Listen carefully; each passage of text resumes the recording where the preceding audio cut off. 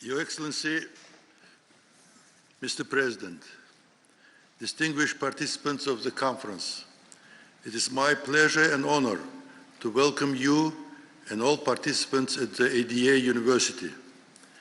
We are immensely proud to host this international policy discussion for the 7th time, and we are very grateful to President Aliyev for his support and participation in each of these conferences.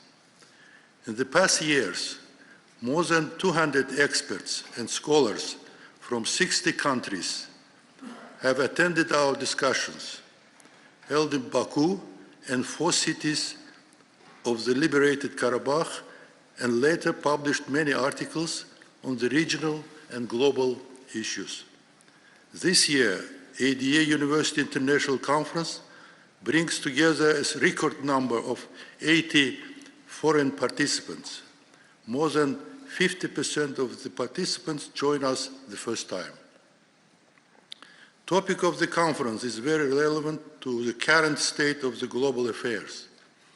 The world is undergoing tectonic changes, regional and global conflicts, radicalization of the political scenes, rise of nationalism, and attacks on multilateralism, weakening of the international law, and the dominance of the power of force and violence. These are common characteristics of today's world.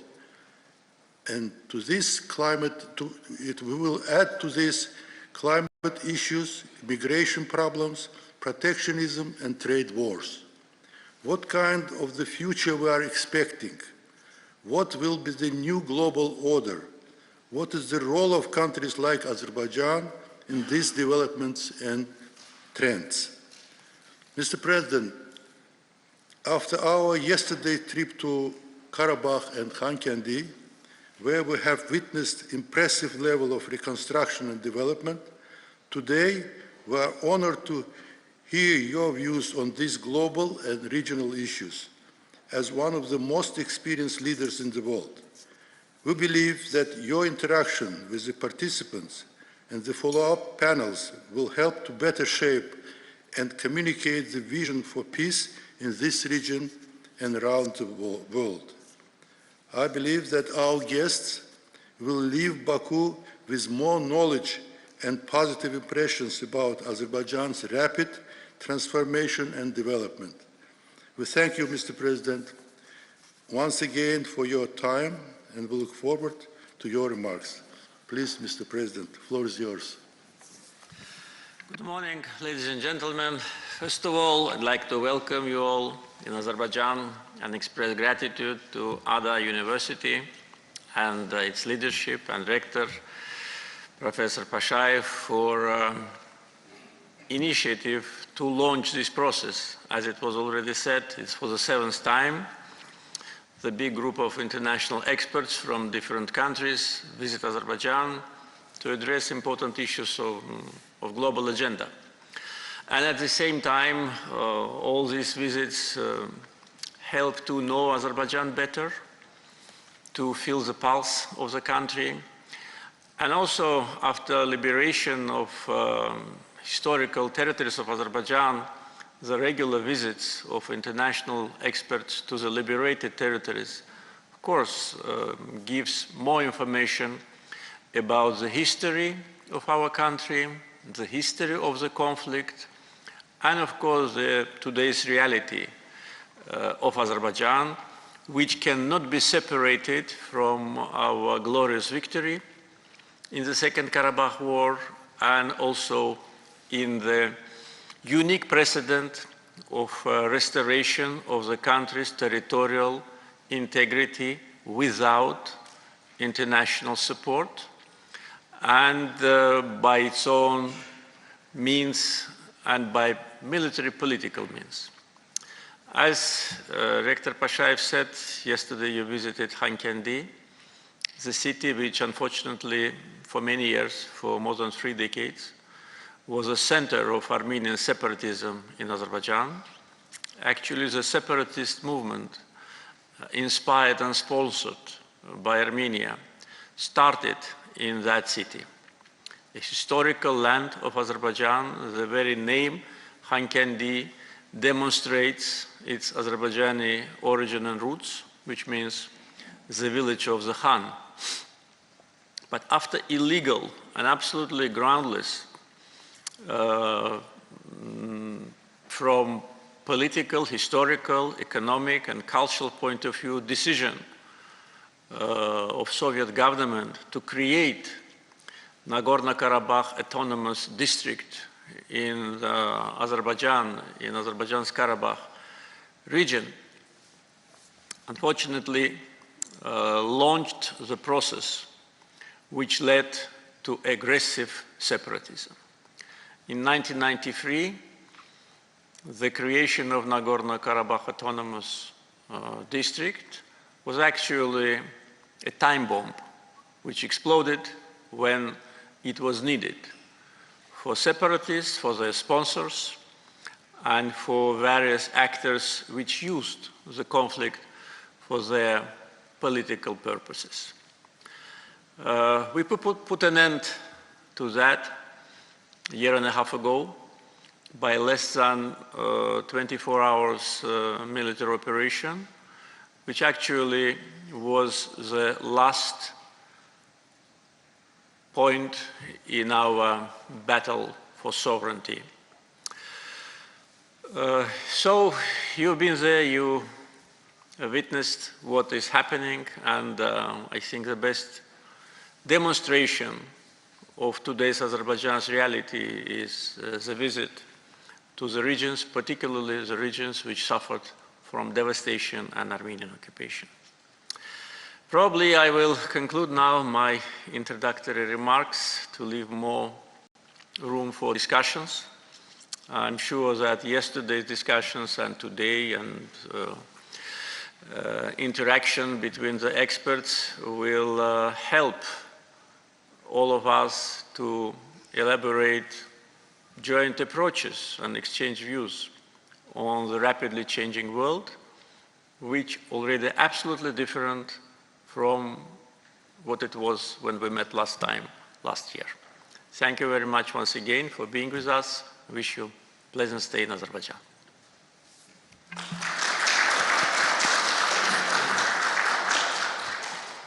Thank you, Mr. President. With your permission, we would like to start our discussion session, and quite a substantial number of the participants have subscribed for their questions. And we'll start first with Svante Cornell, Sweden. Thank you very much, Mr. President. It's wonderful to see you again. I would like to ask you, because we have seen Azerbaijan has lately become strongly involved as a participant in both Central Asian and Middle Eastern affairs, with extensive economic and political relations. And I wonder if you could elaborate on how Azerbaijan views itself as being simultaneously part of Europe, Central Asia, and the Middle East, and the role you see for Azerbaijan bridging these three parts of the world. Thank you.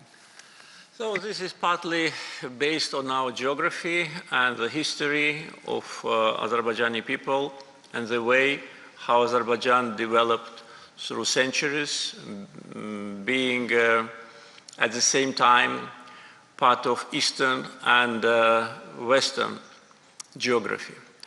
And of course, geography is an important factor for every country, but it is not the only factor which dominates the policy. So we based our policy on that geography and established, I think, very strong ties with our neighbors across the Caspian and to the south of Azerbaijan, particularly in the countries of Middle East.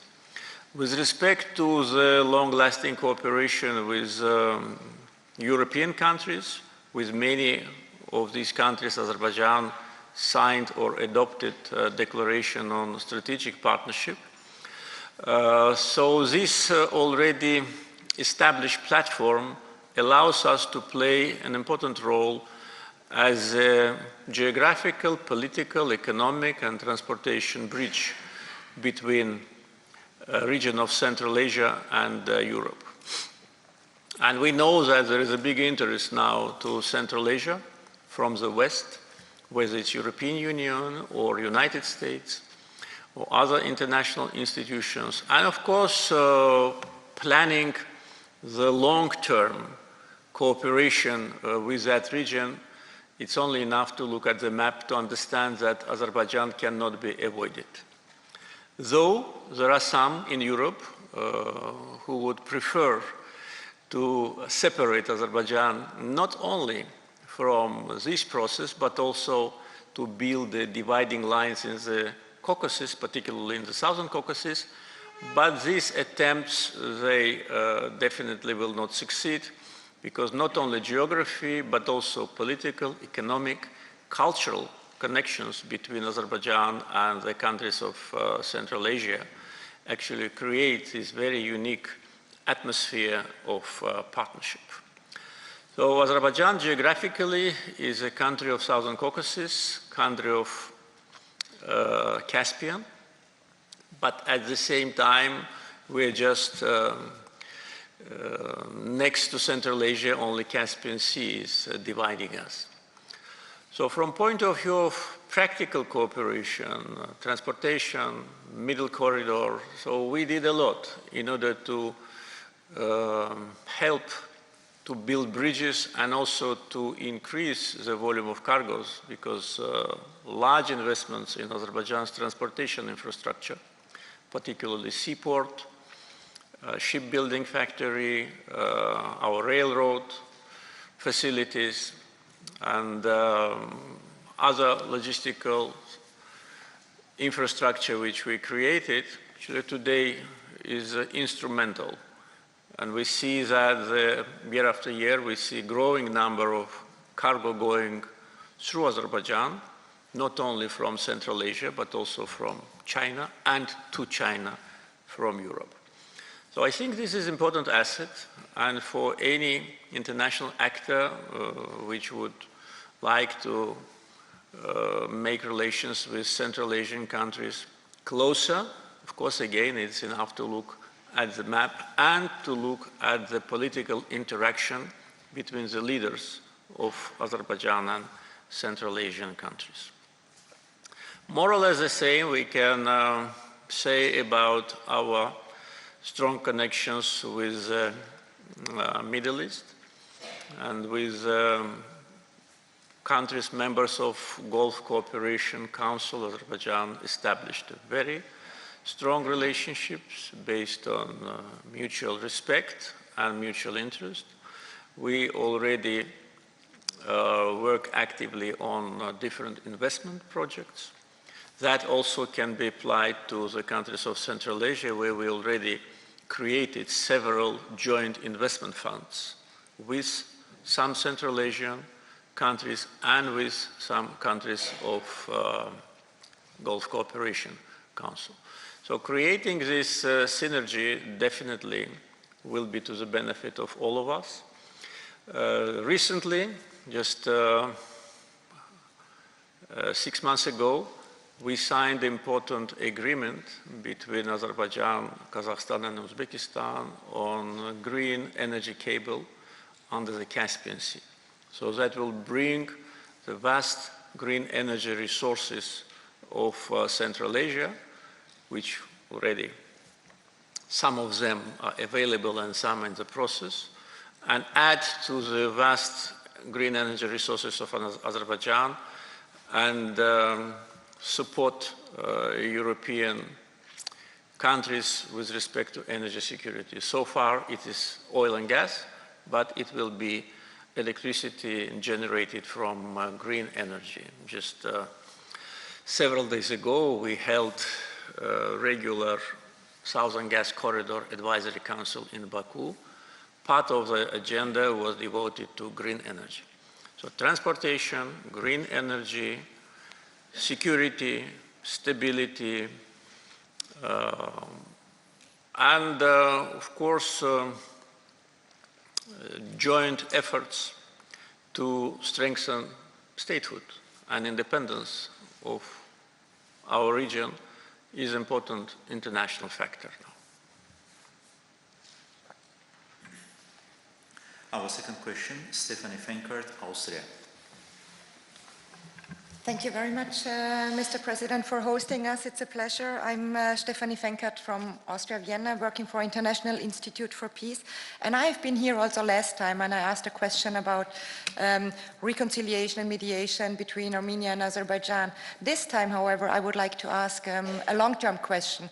I want to know maybe if you can elaborate a little bit on your long-term vision for the South Caucasus countries, considering the topic that we're facing a new world order.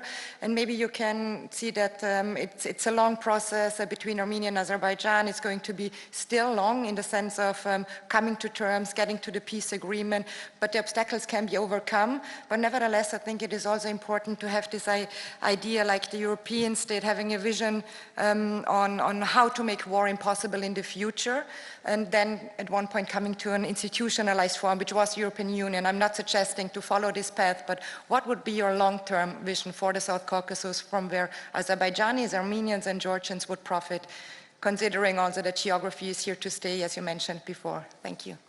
Yeah, I think that we even can talk about mid-term targets which are reachable and achievable. Unfortunately, Armenian occupation of Azerbaijan's territories did not allow Southern Caucasus to develop as more or less integrated region. We had all chances for that, but aggression and devastation and suffering of Azerbaijani people did not allow that to happen.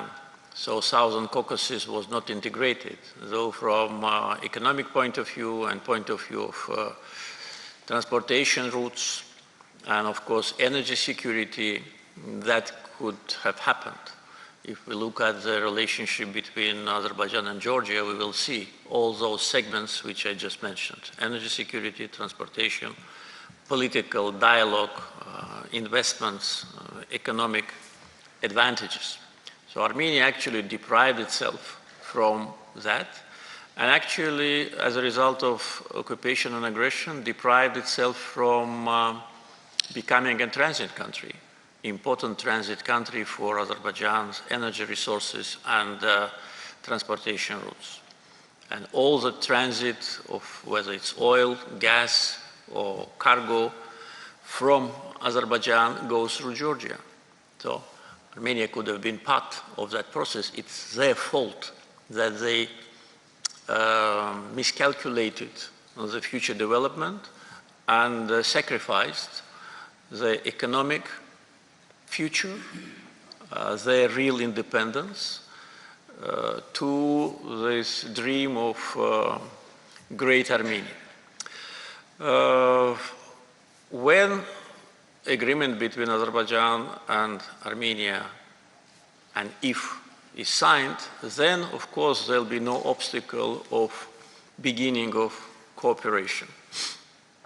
And I think that we should not lose time, because again, with respect to peace agreements, the ball is on Armenian side. On many occasions, I already made it public many times what we expect from Armenia with respect to our territorial integrity and their constitution. So it is known. As soon as it is done and peace agreement is signed, so there'll be no obstacle for Southern Caucasus to try to be integrated region.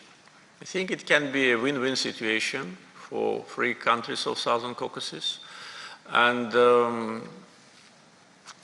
being realists, of course, we cannot imagine that immediately we'll become friends with Armenia. It is not realistic. And even to talk about kind of economic integration is premature. But to start making small steps in confidence-building measures, we are ready for that. And there have been certain initiatives recently generated from our Georgian friends, and we responded positively. So we'll be waiting for the position of Armenian side, and if that happens, the small steps can start, like exchange of visits of journalists, intellectuals,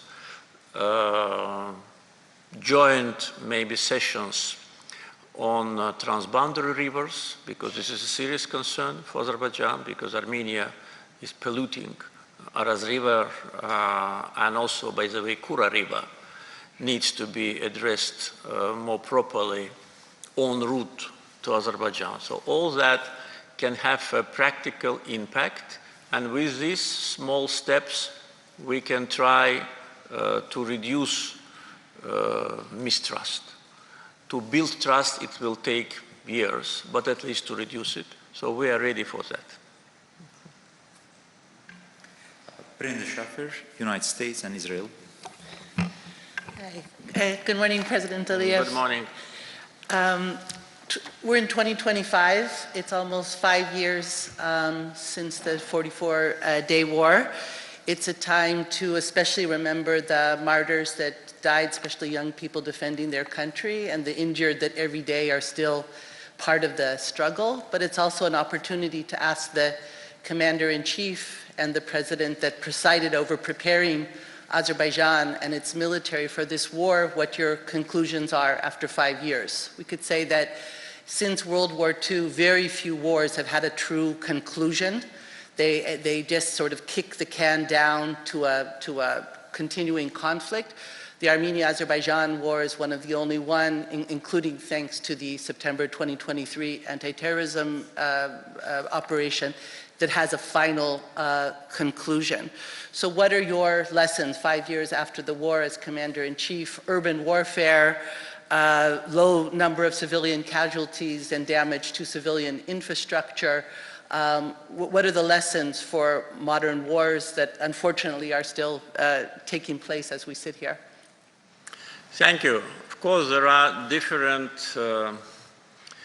segments answering this question. First, the defense capability, and since the Second Karabakh War, Azerbaijan continued its reforms in armed forces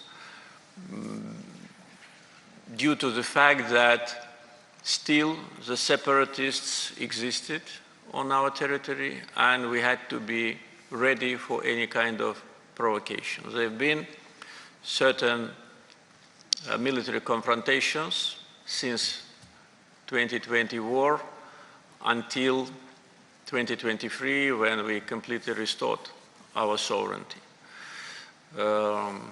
Our conduct of military operations during the Second Karabakh War clearly demonstrated the very high level of capability of Azerbaijan's armed forces, discipline, and also political will of Azerbaijani government. We did not take revenge, though one can imagine what feelings we all lived with through the years of occupation, especially when we returned to Karabakh and have seen the barbarism and vandalism. So we, and I said many times that we will take revenge on the battlefield.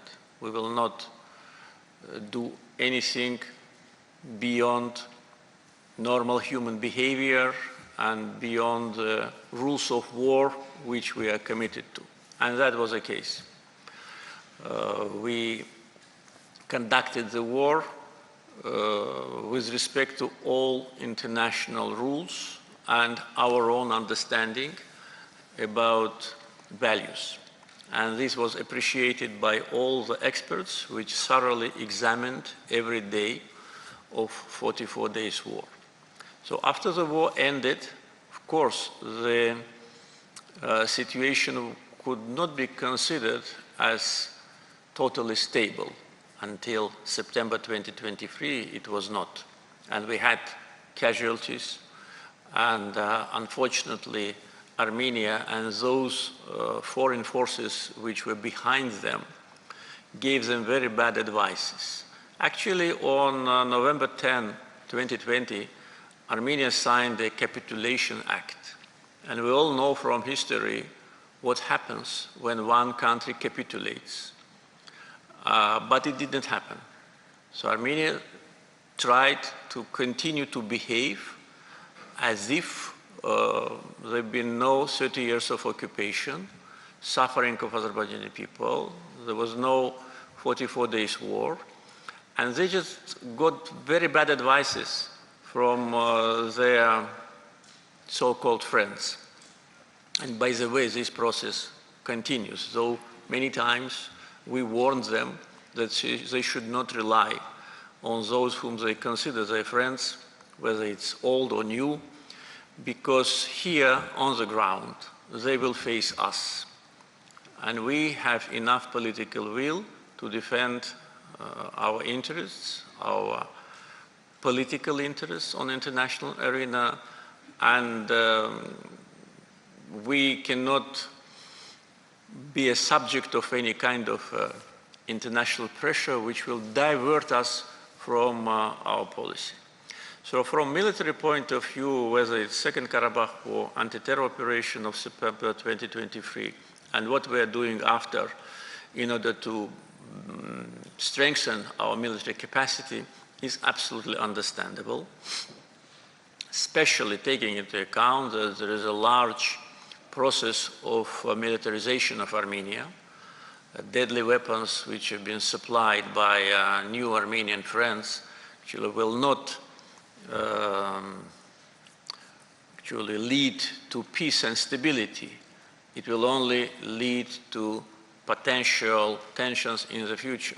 We know that there are quite a strong revanchist groups in Armenia. I would, how to say, divide them in two.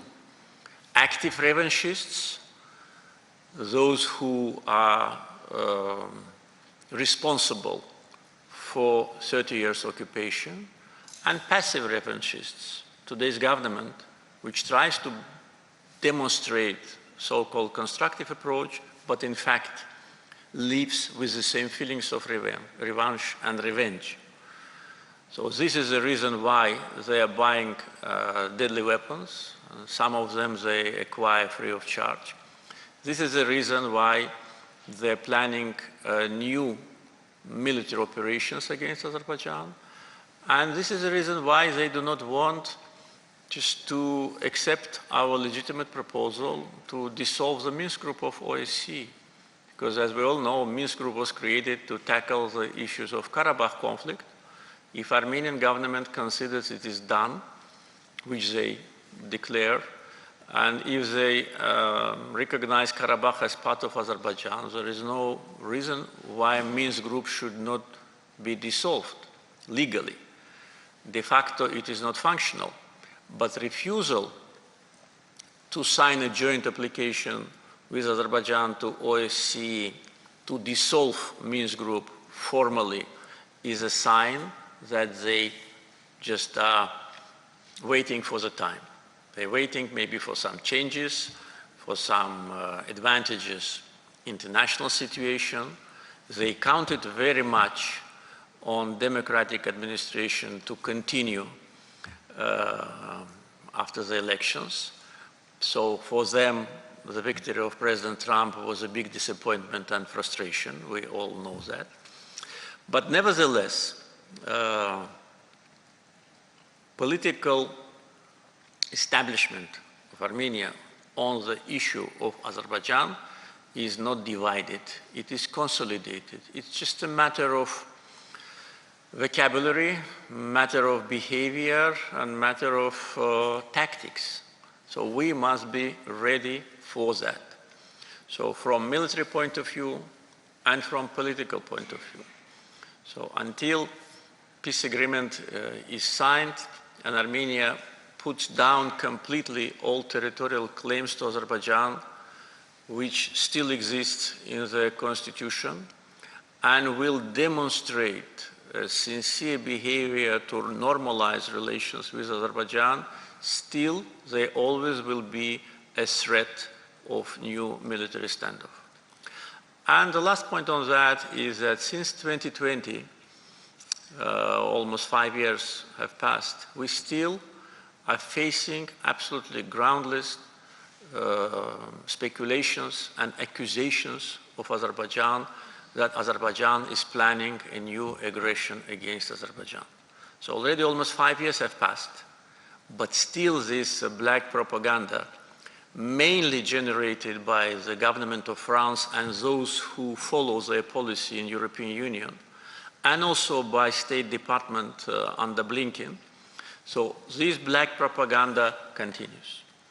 And on many occasions, just behind closed doors, I was saying, look, if we wanted to continue the war in November 2020, we would have continued that. We stopped our military operation on the outskirts of Khankendi. We didn't want the war to continue because we didn't want people to die. We wanted to do it peacefully. If we wanted to continue, we were just on the border with Armenia, everywhere, in Zangilan, in Kelbejar, in other directions. Armenia's army was totally demoralized. There have been 12,000 deserteers, as Armenia's government itself confirms that.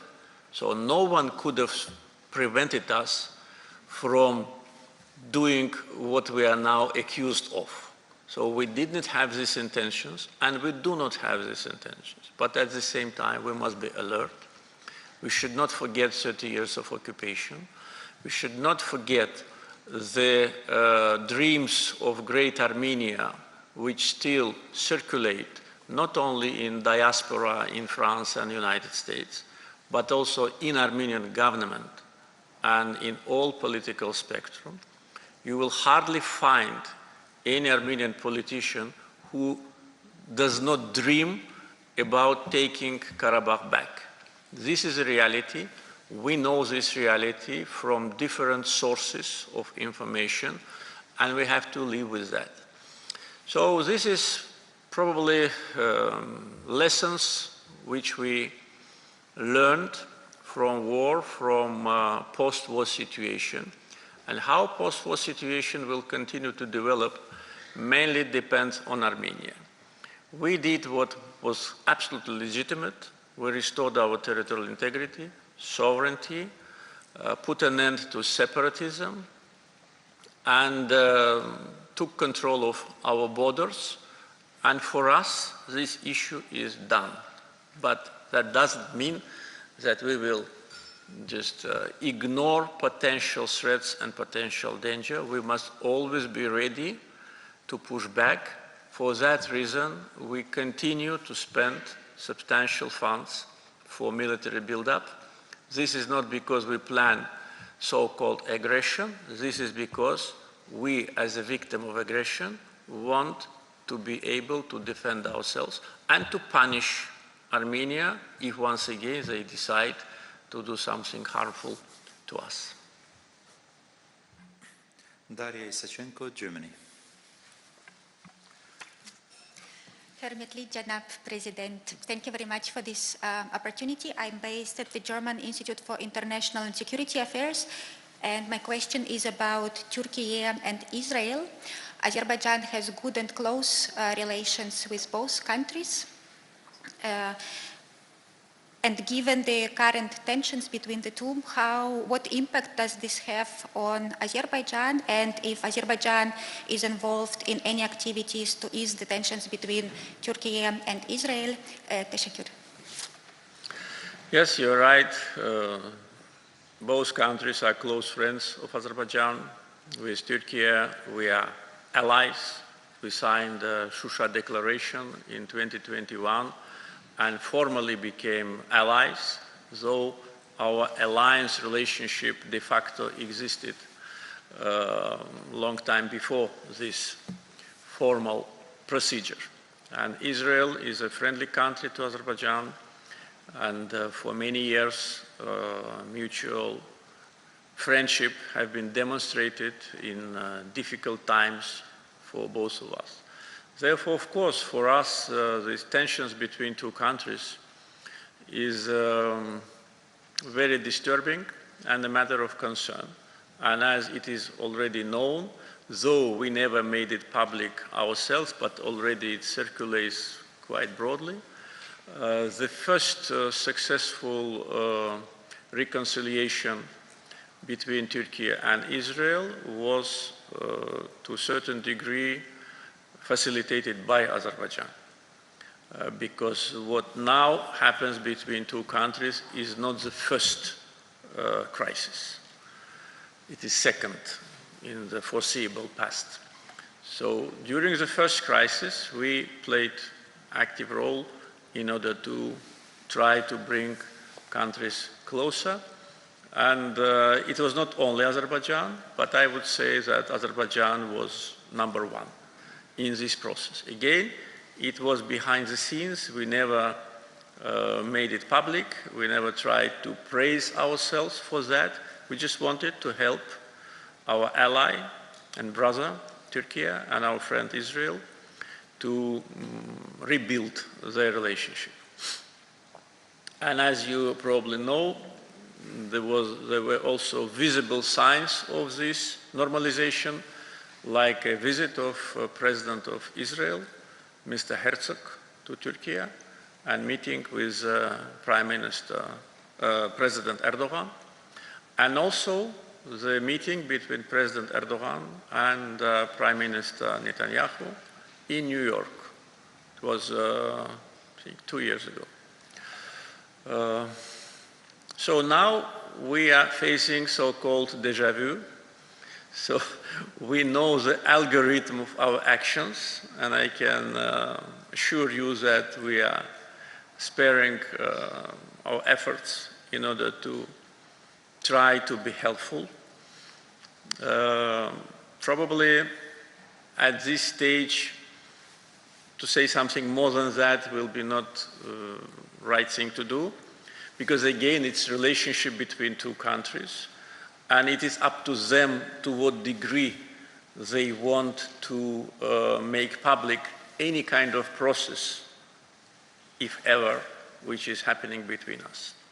Again, during the first round of normalization, we were absolutely silent. We worked behind the scenes. So you can imagine that we are doing the same now. And we hope that the process will lead to normalization. It is always bad when your friends have bad relations. It is bad for them, it is bad for us, and bad for the world. Because I think despite legitimate concerns and despite quite a high level of mistrust, still they can be found the grounds for normalization and the areas of mutual interest. So the process, to my mind, should not stop, and Azerbaijan is doing everything in its possession to facilitate the process. Ramis Yunusov, United States. Dear Mr. President, it's a great honor for me to be here today, and I'm very happy to meet you again. Thank you very much for this opportunity. Thank you very much for the invitation. It's already a great opportunity for me. It's a tradition. Came to my homeland, especially to the Karabakh region of Azerbaijan, for very important international events with your participation. Last time it was in Shusha, now in Khankendi in Baku. At the same time, I appreciate the opportunity to ask you questions regarding serious geopolitical issues in the world and around our region. Dear Mr. President, last time, before the US elections, in response to my previous questions, you shared your excellent experience of communicating with both Democrats and Republicans. And as I remember, you said it was always easier for you to work with Republican administration. Dear Mr. President, I have a question for you. If your expectation after the change of power in the White House were justified, or it is still too early to talk about that? And what do you see the main risk for Azerbaijan and for our region today? Once again, thank you very much, dear Mr. President. Thank you. From my personal experience, and I shared it on a couple of occasions, of course, working with Republican administration was much more comfortable rather than with Democratic administration. I started my presidential duties in 2003 during the time of President George Bush, and relations between two countries were very good. We,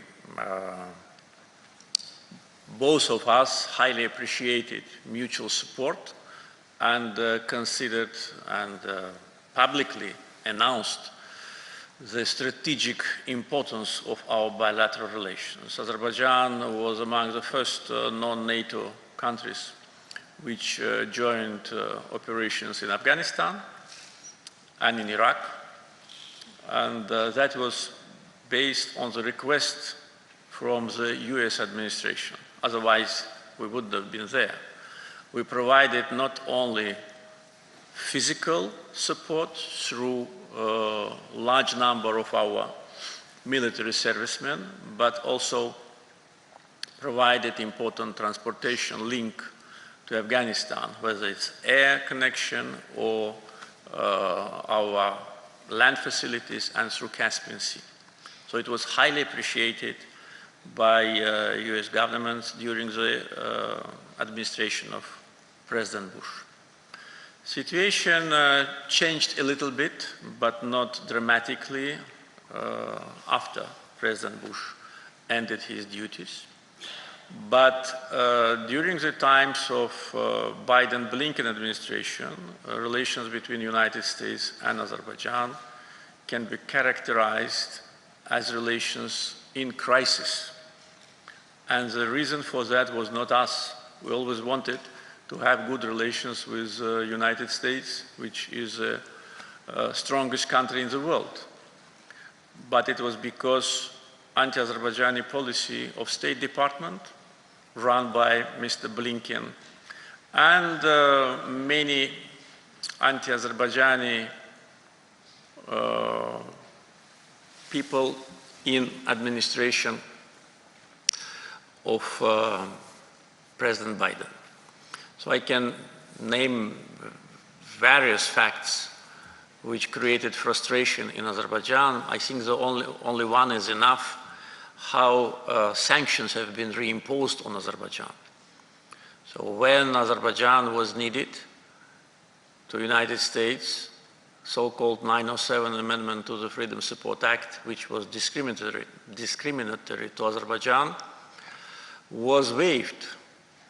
And every president of the United States every year was issuing a waiver. But as soon as Biden-Blinken administration ran away from Afghanistan, and how they did it, all of us have seen, they reimposed this amendment again on us. So being so unthankful is, how to say, very harmful for administration itself, because who will trust them after that?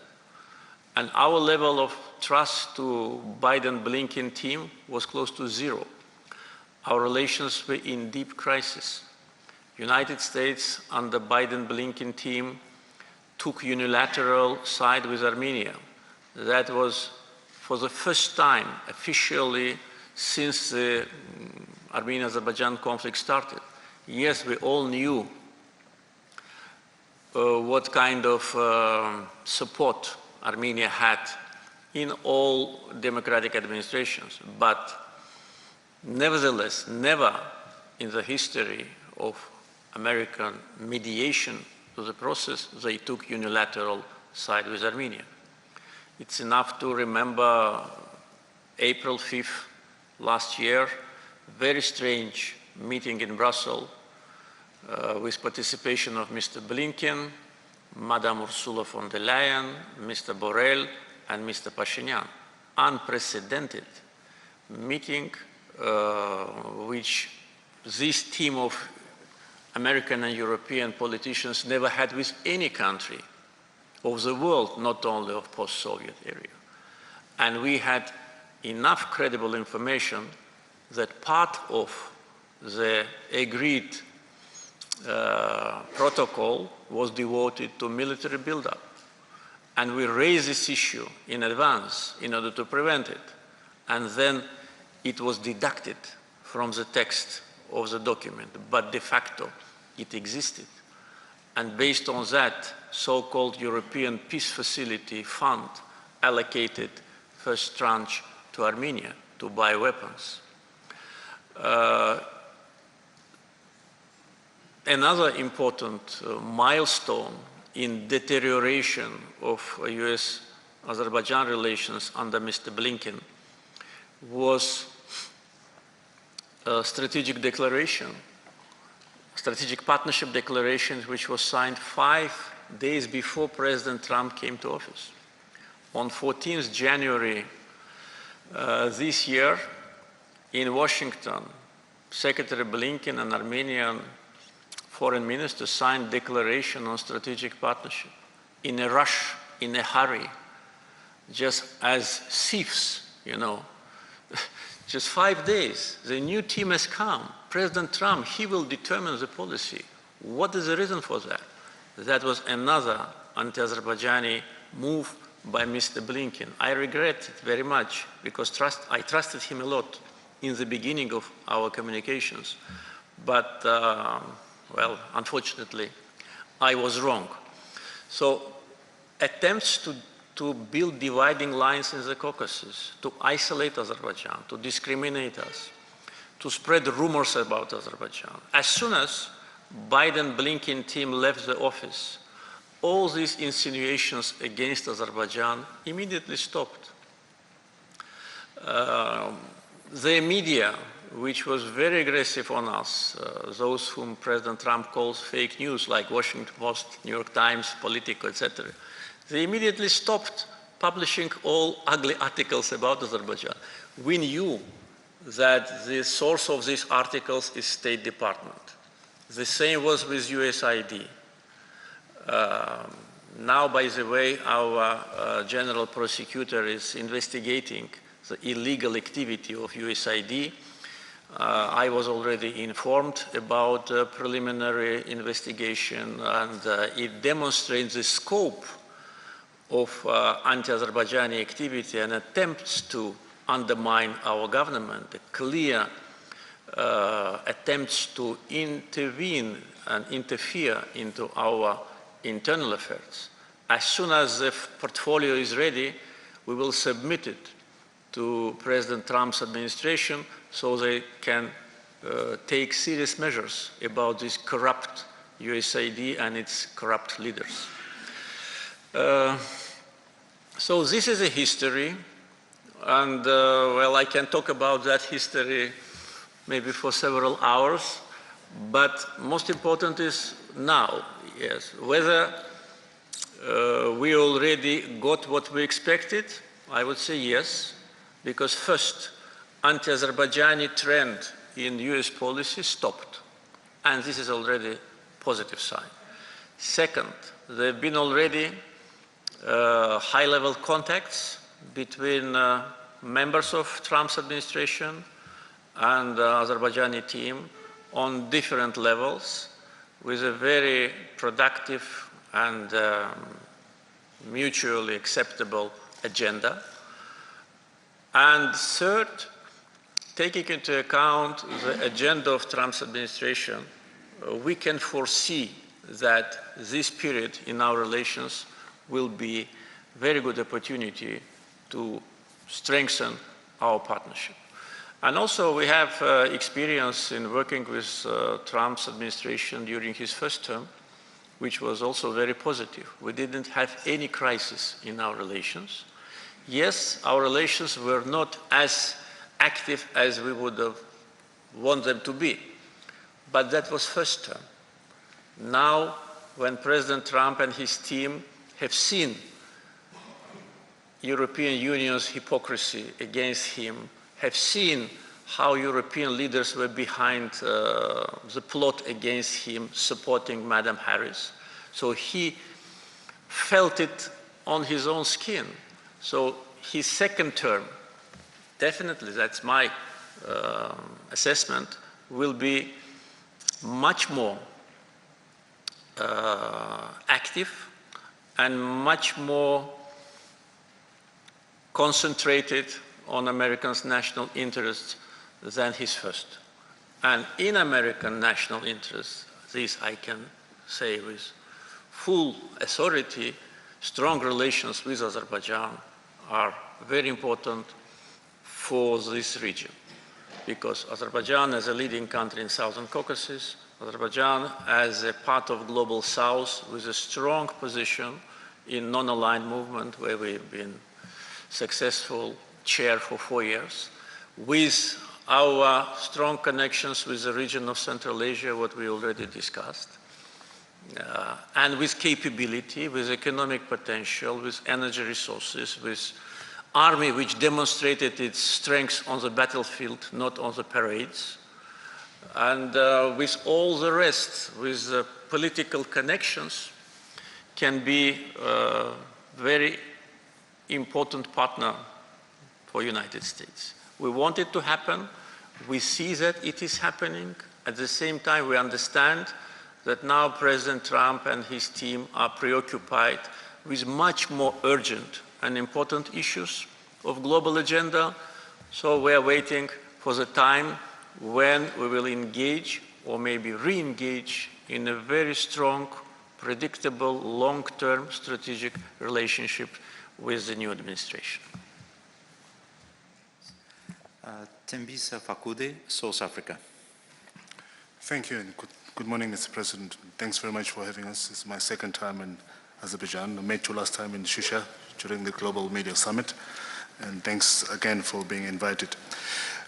Azerbaijan is, at least from where we sit in Africa, we're observing the geopolitical strength and involvement of Azerbaijan with the leadership at the non-aligned movement. You are also involved this year with your leadership with COP29, so all of us are observing with interest, but importantly is Azerbaijan is also investing in social educational projects in Africa, and many Africans, of course, are happy for that. We've got more students studying in Azerbaijan who are coming from Africa, and you're also transferring skills in terms of training and professionalizing some of our public services, and that's appreciated largely. But Africans are also looking at the more additional involvement on Azerbaijan, particularly in the southern part of Africa where I come from. Now the question is, and this is the answer I have to take back home, do you have any plans of expanding your social, educational and other academic involvement in particular in Southern Africa? And if that's the case, what are those plans? Thank you. Thank you very much. First of all, I'd like to say that South Africa is one of the few countries on the African continent where we have already embassy for many years. We don't have many embassies in Africa, but the number of embassies is growing. I think South Africa was one of the first. So this demonstrates our huge interest to work with your country on different tracks. Yes, we've been always very supportive to our friends in Africa when they needed our support. During the times of COVID, we provided financial and humanitarian support to more than 80 countries, and the majority of those countries were countries of African continent. Through different means, we support educational programs, medical programs, we provide scholarship for students from Africa. We do it through our state funds, we do it through NGOs, we do it through Azerbaijan agency which provides international assistance, which is part of our foreign ministry.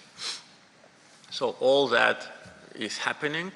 Yes, we would like to see more active interaction, and I think this year's visits from African leaders to Azerbaijan demonstrate this huge mutual interest. With respect to non-aligned movement, for 4 years we've been very helpful to all the member states. We left a good legacy in non-aligned movement because at certain stage this movement started to deteriorate a little bit. So we brought a new dynamism. We initiated the creation of the parliamentary platform, which was successfully created, and the youth platform. So these are two important legacies of Azerbaijan. And we worked actively on institutional development of non-aligned movement and potential transformation into organization. Our chairmanship was unanimously supported when we've been elected for 3 years, but then member states decided to extend our chairmanship for 1 more year, which is unprecedented case in the history of the movement. So again, by unanimous decision, Azerbaijan's chairmanship was extended. So this demonstrates that despite the fact that there are certain bilateral or multilateral misunderstandings between the member states, it's understandable, 120 countries. With respect to Azerbaijan, all of them were united in appreciation of our role. During COP, we publicly announced that our main target will be to support the least developed countries, to support those countries which are facing existential threat, and we did it. And with respect to results of COP, though I know that some so-called experts, which goal was to discredit Azerbaijan's presidency, were saying that financing was not achieved, but we increased the financing from 100 billion US dollars, the level which was achieved throughout all the COPs, all the 28 COPs, the level was 100 billion. And at our COP, we increased it to 300. So is it an achievement? Of course it is. We tripled the financing. We launched a special program for small island developing states, and Azerbaijan allocated 10 million US dollars in direct support to small island developing states with respect to their existential threats, because climate change for everyone is a problem, but for them, it's just their life, it's their future.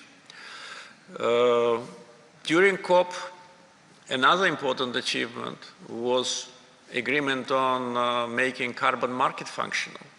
This issue was not agreed for at least 10 years. So it was agreed in Azerbaijan due to our chairmanship, due to trust in us. And also, of course, we played an important role in building bridges between global south and global north. That was one of the important assignments which we put in front of ourselves. So the way how we tackled COVID, the way how we hosted COP, and by the way, until the end of the year, we will be president. So, and bilateral contacts with African countries demonstrate clearly our agenda, and we see a very positive reaction to our efforts in many African countries. So our foreign policy with respect to building stronger ties with African countries is already fixed and approved by me. Actually, I initiated that. At this stage, we must be much more active.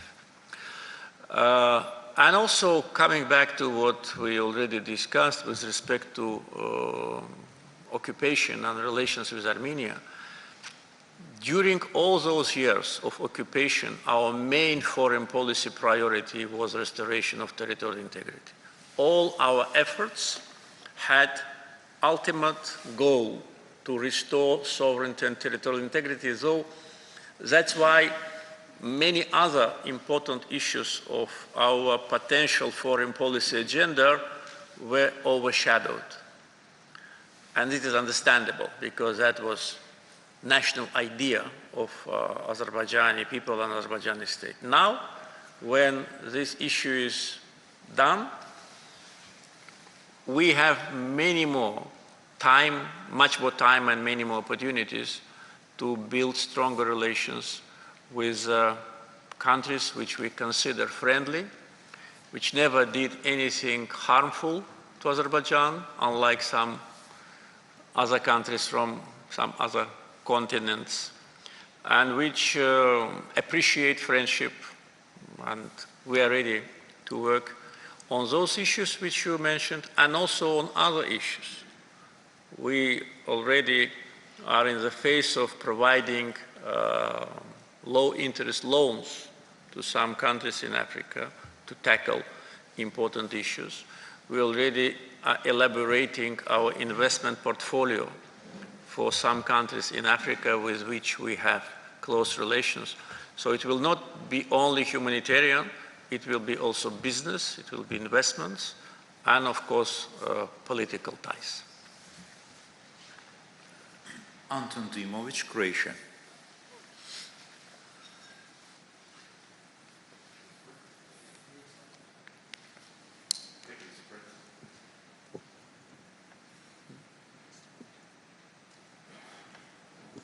Mr. President, can you hear me? Okay. Thank you, Mr. President. It's my honor to be here. I'm from Croatia, and we had a successful visit of Minister of Economy, Mr. Japarov, to Croatia. And we are a friendly country supporting Azerbaijan because we had the occupation of our territory. And we strongly support you even now after the successful operation to not to allow impunity to be enforced, to persecute every war criminal that was committed in places like Ganja. So my question is regarding my region. Now Albania, they will invest. They're looking to invest billions into gasification because they have tap, but the country is not gasified.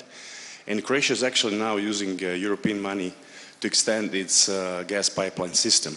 So do you think this is an opportunity actually to, once again, to tell to Brussels it's time to involve these gasification projects into the investment plan for the Balkans and to have Azerbaijan as a partner country, and not just to be a platform for fossil fuels, for gas, but also to open up doors for green energy and cooperation between the region, especially Croatia, in many terms also in projects of reconstruction of Azerbaijan, artificial intelligence, etc. Thank you, Mr. President.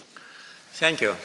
As I already mentioned recently, 5 days ago, we had 11th Advisory Council of the Southern Gas Corridor and the 3rd Advisory Council on Green Energy, which was held in Baku, and that was our initiative, which we initiated many years ago, and it is under the auspices of Azerbaijan and European Commission. In my introductory remarks there, apart from giving information about what we've done during last year on European gas market, I raised 2 important issues which must be addressed by European financial institutions and by European Commission if they want to continue to receive large volumes of gas and to increase the gas supply from Azerbaijan. First is financial institutions policy. In all our energy projects, whether it's oil and gas, upstream, downstream, there was a kind of agreed ratio between corporate financing and borrowed money. It was usually 70% borrowed money, 30% corporate money. So now, European Union wants more gas from Azerbaijan, and for that reason, President of European Commission, Madam Ursula von der Leyen, visited Azerbaijan July 2022, when European Union was very concerned about the supplies of gas. And we signed declaration on strategic partnership in the field of energy.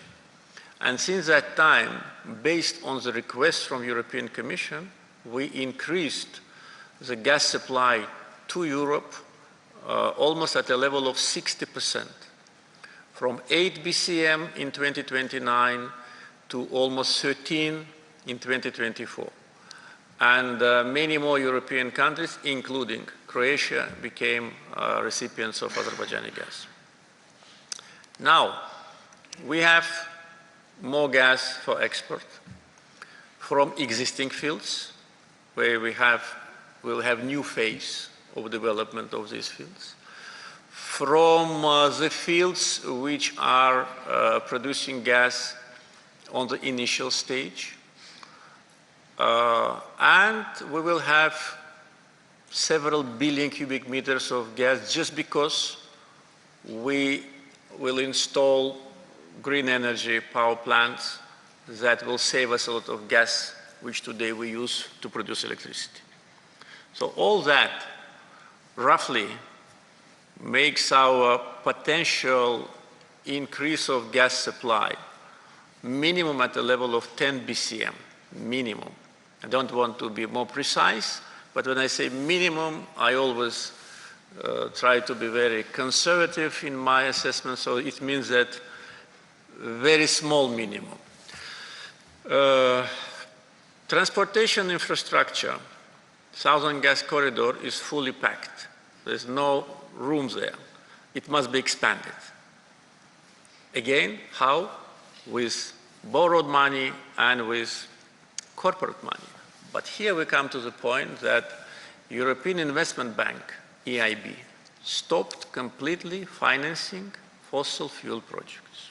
It is their strategy, and we all know that the European Investment Bank is well integrated with the European Commission. EBRD, though officially did not close fossil fuel, chapter, but keeps it at a very marginal share. And in my communication with the president of EBRD this January in Davos, I raised this issue. And I raised this issue during the visit of President of Germany just several days ago, because Germany, as a leading country in Europe, has a lot of instruments in order to influence the policy. I raised this issue, as I said, publicly during my comments on Advisory Council on the 4th of April, and I raised this issue with European Energy Commissioner during our meeting. So this is number one. This embargo on fossil fuel financing must be lifted. Well, they need just to look at what President Trump is doing on fossil fuel and not to be late. Second important factor is long-term contracts. When the European Union says that in 2050 they will be carbon neutral, and then they ask me to invest money and to produce more gas, so where that gas will go? If you will not get it from us, then why should I invest? Or why should I look at your market as my main market? Yes, the market of European Union is premium from point of view of legislation, rules, procedures, interconnected largely, and with respect to price. But we can look for other markets. The demand for Azerbaijani gas in our neighborhood, we should not only look to the west, we can look to the east, to the south. So this is important for future development of Azerbaijan's gas industry and for energy security of Europe. We know the problems of European energy security. Despite the fact that now they think they are on the safe side, we know the demands of the industry, we know the demands even in green energy.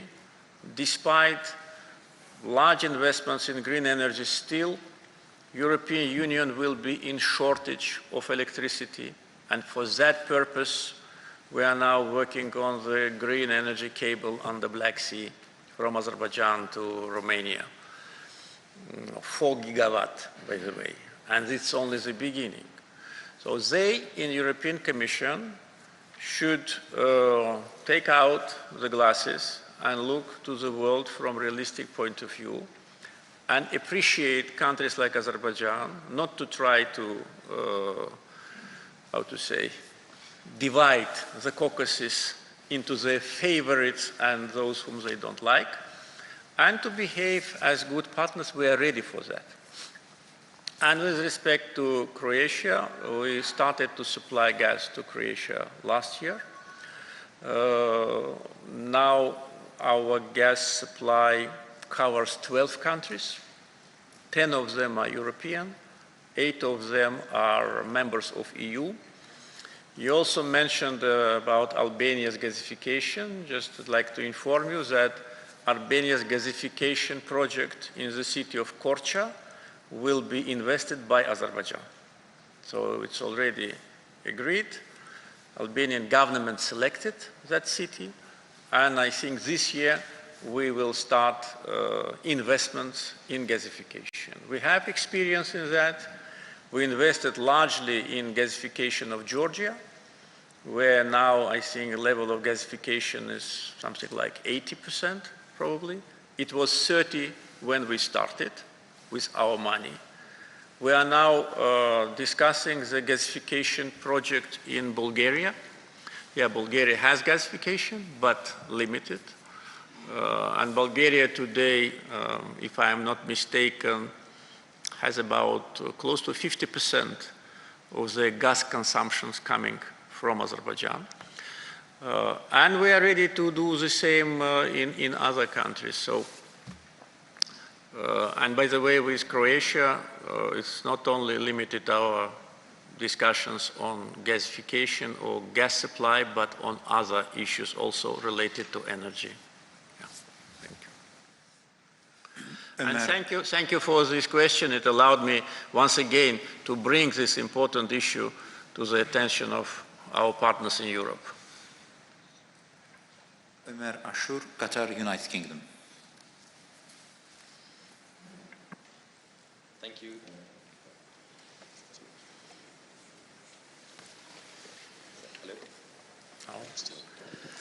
Thank you very much, Mr. President. It's a pleasure and an honor to be here. Thank you for hosting us. Congratulations again on both the liberation of the territories and on the reconstruction that we saw yesterday. I'm Omar Ashor from the Doha Institute in Qatar, but also in the University of Exeter in the UK. My question is about Ukraine.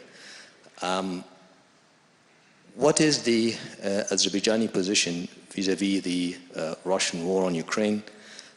Now the situation or the war has been going on now almost 12 years, and it is affecting both the global and the regional environment, including the Caucasus, Europe, and the Middle East, and even the Indo-Pacific area. As a president of a country that has major military achievements and diplomatic achievements, how do you envision the end of this war? Thank you. First, on our position on the war between Russia and Ukraine, we always support and will continue to support Ukraine's territorial integrity and sovereignty.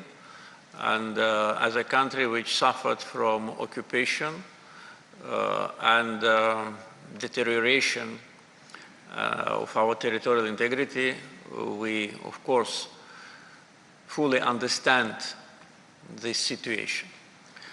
So everyone whom you may ask will say that we want war to stop immediately. Yes, we also want. But the main question is how, and whether this ceasefire, potential ceasefire, or how to say, temporary ceasefire will be sustainable or not. As a country which had 2 wars, active wars, and period in between, I can tell you that ceasefire never stops war, never. And it didn't stop in our case. It's just a temporary relief for countries to regroup, to mobilize, and to start again. Second, what ceasefire means. It's also important because these terms are very important for those who want to help the war to stop, to clearly understand what we are talking about. Everybody will say, I want war to stop. Yes, let's applaud. So what? What does it mean, the stop? Does it mean that there'll be no artillery, there'll be no air bombs, there'll be no sniper war, there'll be no sabotage group? What it will mean? Line of contact between Russia and Ukrainian troops is much longer than ours. Yes, it is different terrain. In our case, the line of contact was very advantageous for Armenia because they had a nature landscape which protected them and actually helped to keep occupation. Plus, during the ceasefire period for 26 years, they built sometimes 5, sometimes 6, sometimes even more lines of engineering lines. Trenches, barbed wire, minefields. So we have, every week, we have casualties on mines, almost 400 people, more than 70 of them killed, and others became severely wounded. So when people talk about ceasefire in Ukraine or peace in Ukraine, do they understand how difficult it will be to control the troops? And what is the level of discipline in Ukrainian army and Russian army? I don't know. Maybe I know, but I don't want to comment. The level of discipline of Azerbaijani army is well known. We stopped on the outskirts of Hankendi by one order of commander-in-chief. So will that line of contact be safe and secure? Will those who want to mediate demand international peacekeepers on that line of contact as they demanded it from us? Throughout the years of occupation, one of the consolidated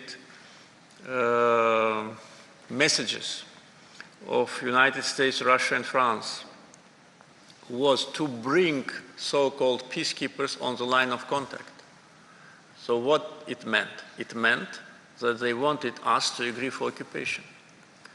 If peacekeeper comes to the line of contact, which is occupied, that means that you should say goodbye to your territory. And no country, at least in my understanding, will agree to compromise on territorial integrity. And to expect Ukraine to agree that they will sacrifice the international recognized territory in exchange of peace, I think is not fair and is not realistic. Because one thing is to say good things, let's stop the war. And the second thing is to go a little bit deeper and maybe to ask those who had the war recently and what kind of arrangements it needs to create a sustainable peace. Since 1994 May, when we had a ceasefire with Armenia, the war never stopped. There have been different clashes. There was April 2016, when we demonstrated Armenians that they should leave the territories.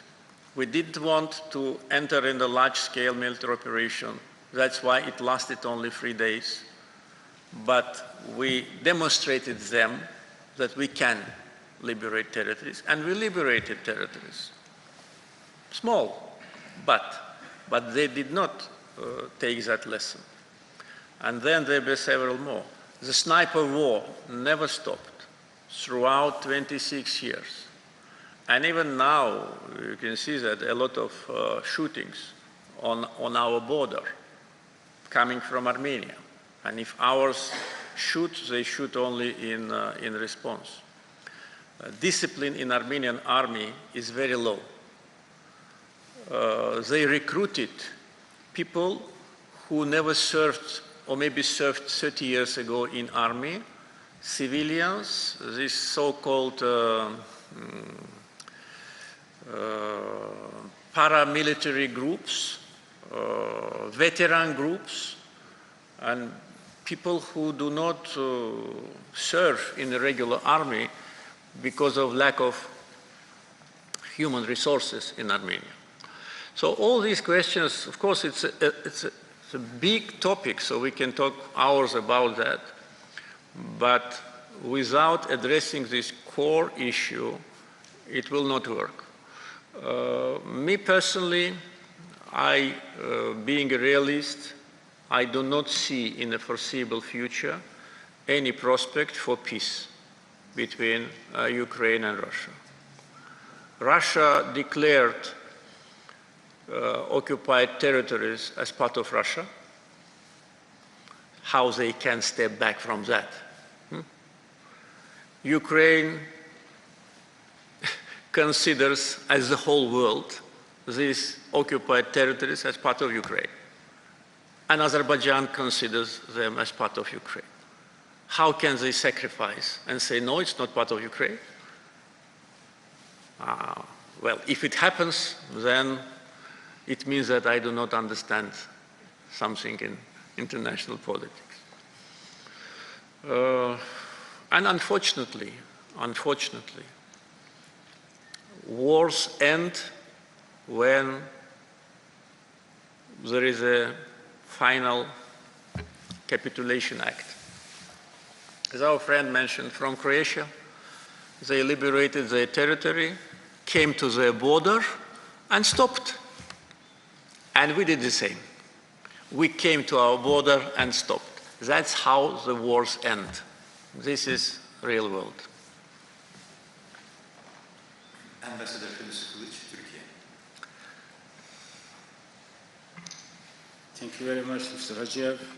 Your Excellency, Mr. President, it is a great honor to be at this conference under your distinguished presence. I am grateful to His Excellency, Ambassador Pashev, along with his esteemed team, for inviting me to this very significant conference.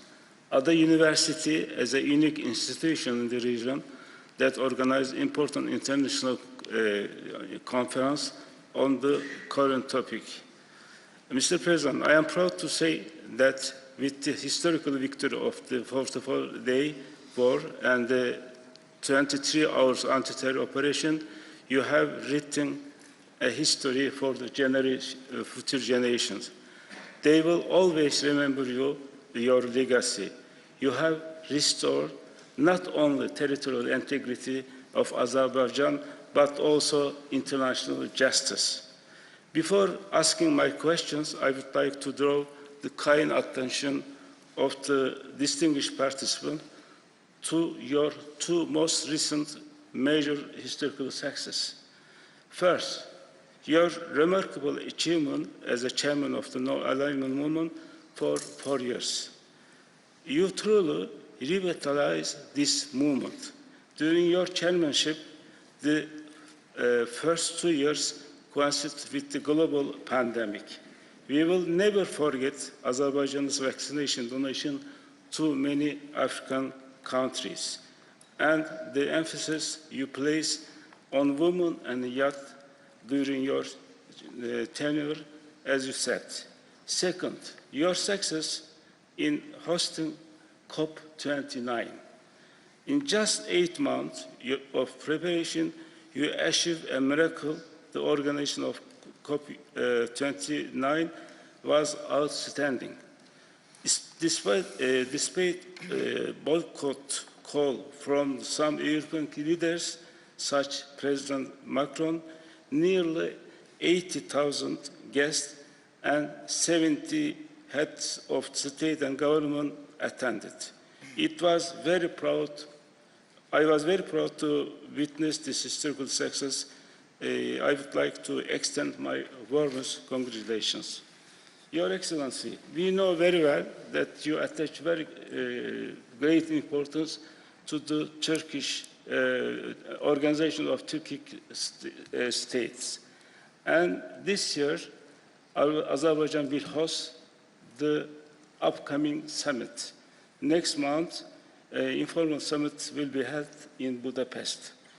Your Excellency, could you tell us about your assessment on the organization of Turkish states? Thank you very much. Thank you, Mr. Ambassador, for your kind words about our country. You're a great friend of Azerbaijan during your activity here as ambassador, and after, you always demonstrate a brotherly approach to our country, our people. I follow your activity, and I'm very glad that you are with us.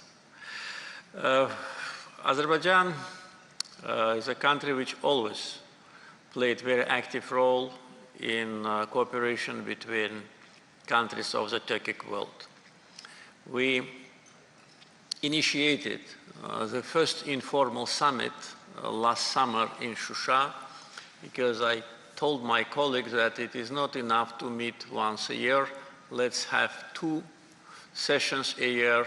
So this initiative was supported, and tradition already exists. So probably next month, the dates are not yet fixed, but most probably next month we will have a second informal summit and then a formal summit in Azerbaijan.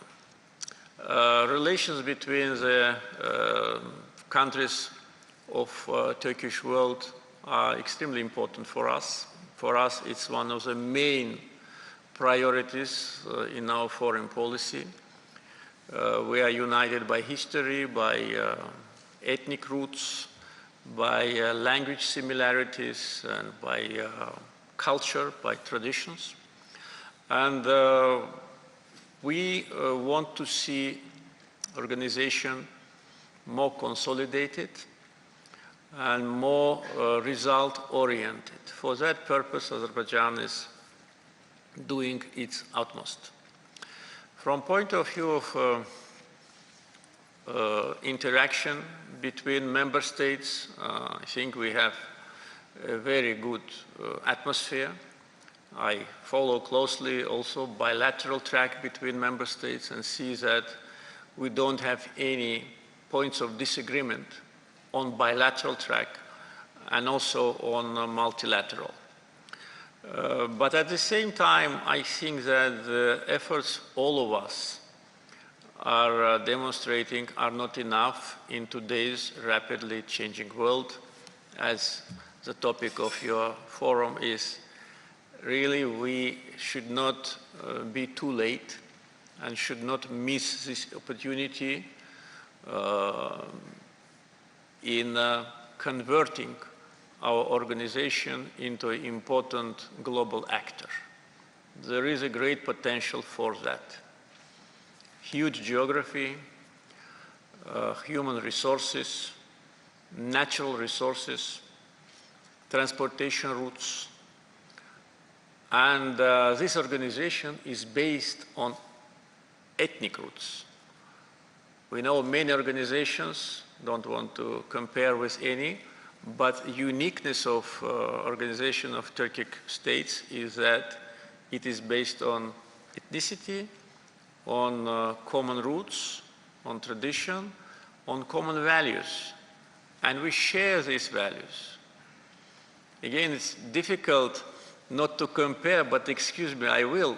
If you look at European Union, we have countries which pursue absolutely different values. And the countries which are absolutely, the peoples of these countries absolutely different from one each other. If we take South and North, if we take political developments in some countries absolutely different from others, we see a lot of disagreements now in the European Union with respect to values, culture, traditions, migrants, tariffs, etc., etc. Do we have something in Turkish organization? No, we don't have. So this makes us unique. So what is not enough. It's our consolidated international activity. This is not enough.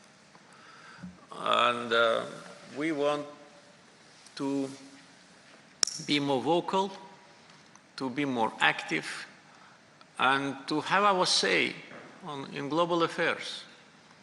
Because taking into account, again, geography, population, if we add here the military capability, it's well known that the Turkish army is the strongest in Europe. Azerbaijan's military capability also was demonstrated. So if we add that, we can really become a center of international activity on global scale, especially when we see some organizations' internal disputes, mistrust, and lack of mutual trust. I mentioned the European Union, I can also mention NATO. We all know what some countries of NATO now think about Article 5.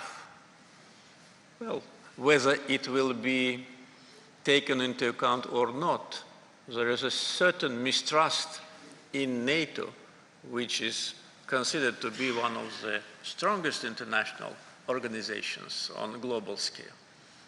So we need to be more active. We need to, maybe it's the wrong word to fill the gap, but we need to become the center of decision-making process on a huge area of Eurasia, at least. Viktor Kipiani, Georgia.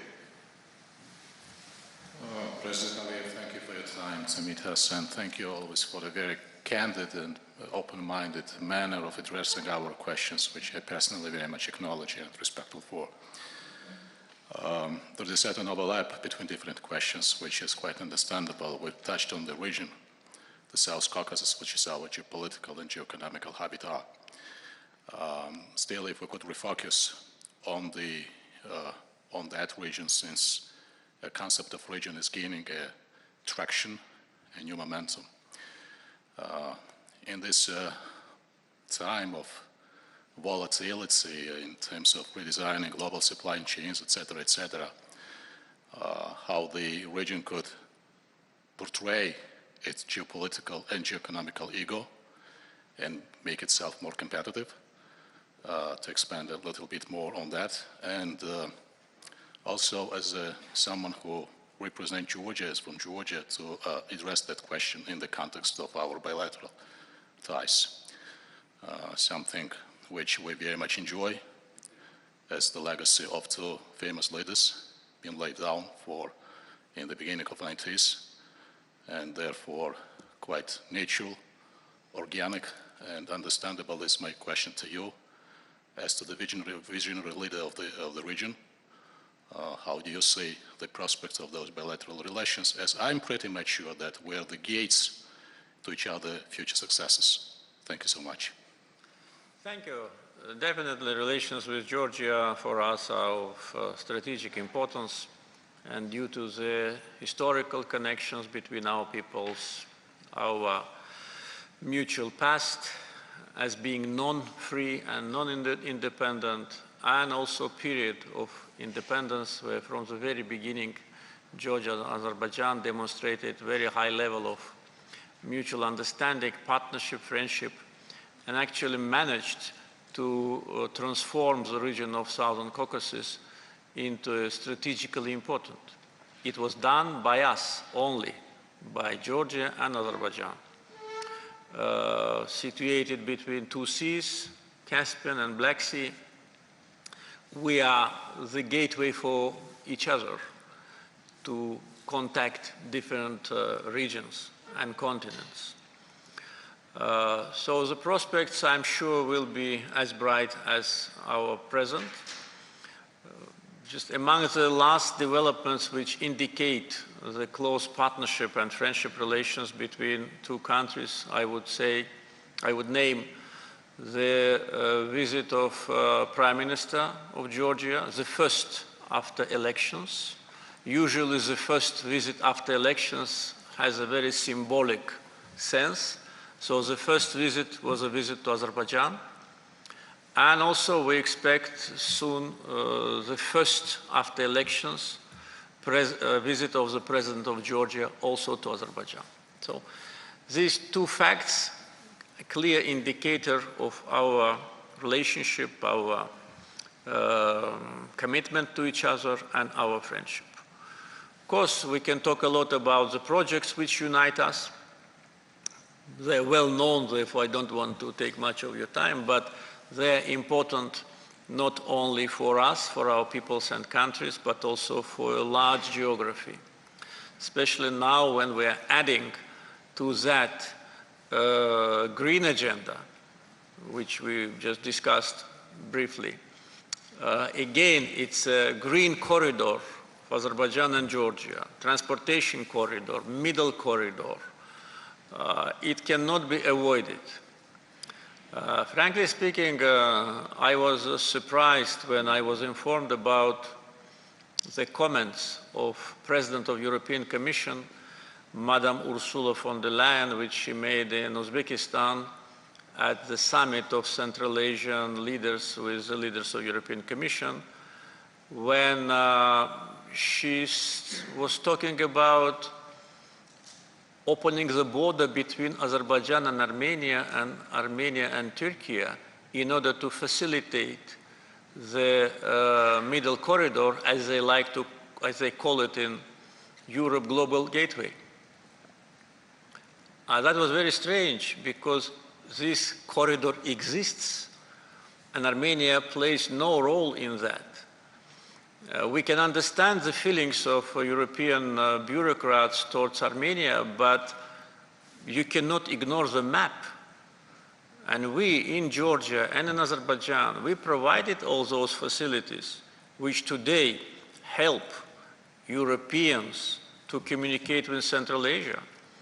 Georgian seaports, Baku-Tbilisi-Kars railroad, Azerbaijani seaport in Alat, Caspian shipping, which is instrumental in transportation. All that is ignored. How much money we invested, all that is ignored. Only open the border between Turkey and Armenia, open the border between Armenia and Azerbaijan.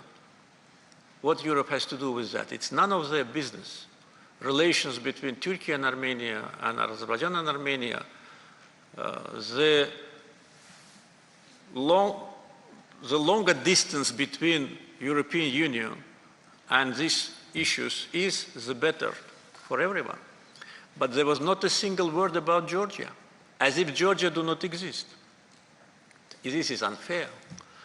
And the attitude to Georgia's internal process in European Commission is absolutely unacceptable.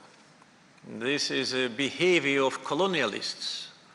They try to look at the will of Georgian people from the prism of their colonial past. This is absolutely unacceptable.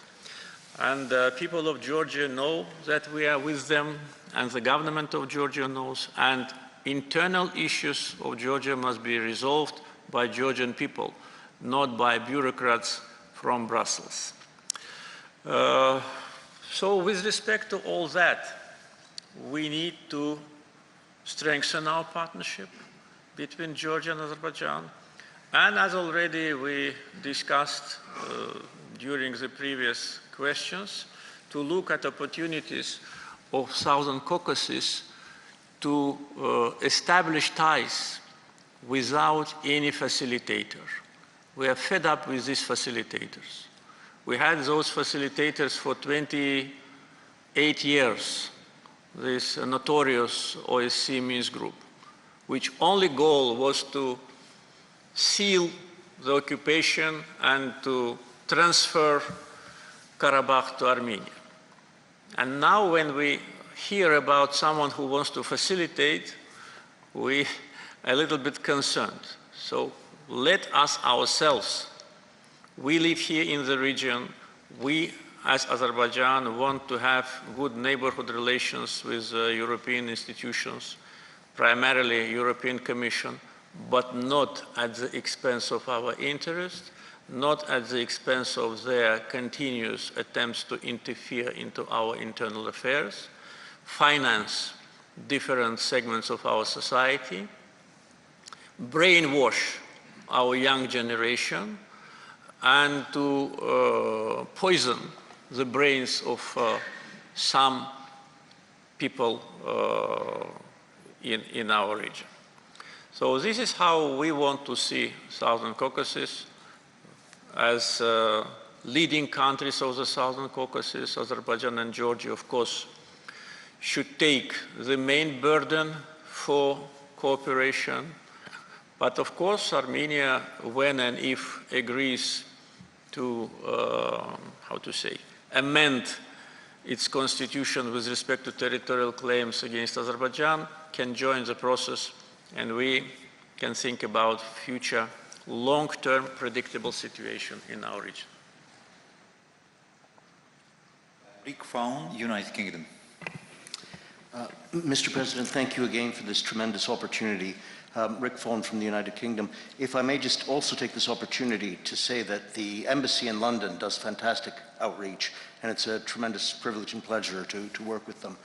Mr. President, could you update us on the prospects of relations with Iran, especially in view of some high-level meetings and the prospects with a new Iranian president, one who includes Azerbaijani heritage?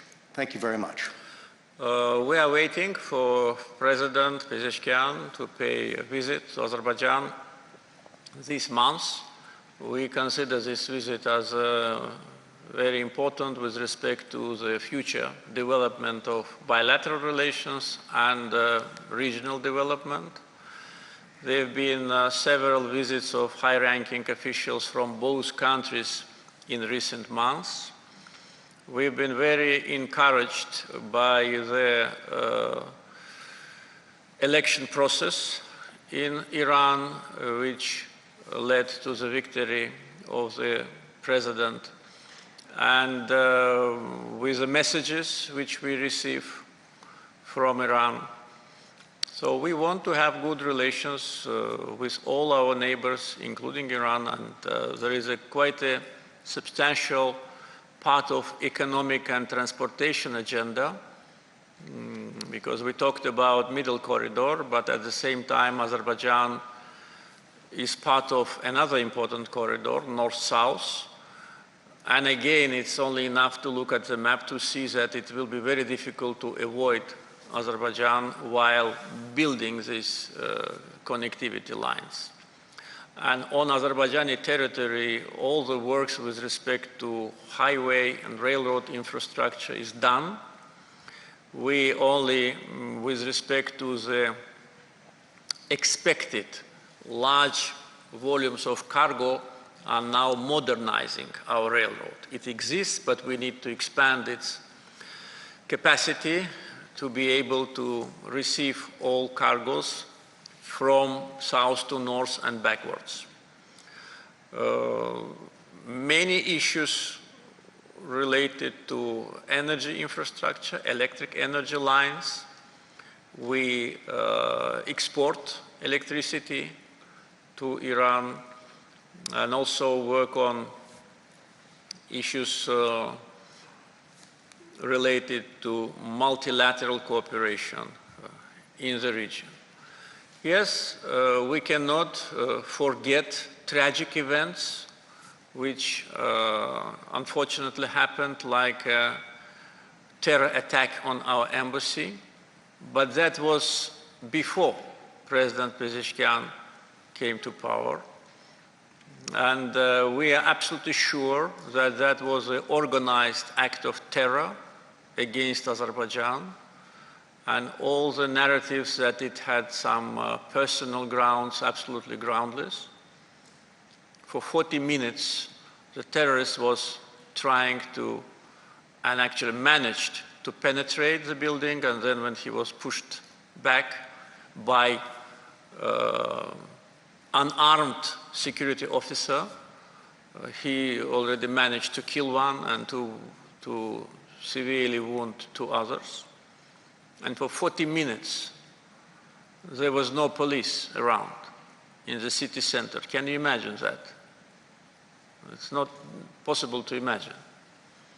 And the terrorists had Kalashnikov, had hammer, had Molotov cocktail, and all that is filmed by our cameras inside and outside. And the police officer, which was supposed to defend the embassy, ran away. And okay, probably he was afraid. But why didn't he inform the police department, which is next door, that there is a terror attack on the embassy? And I asked our Iranian visitors, if you were me, what would you think about that?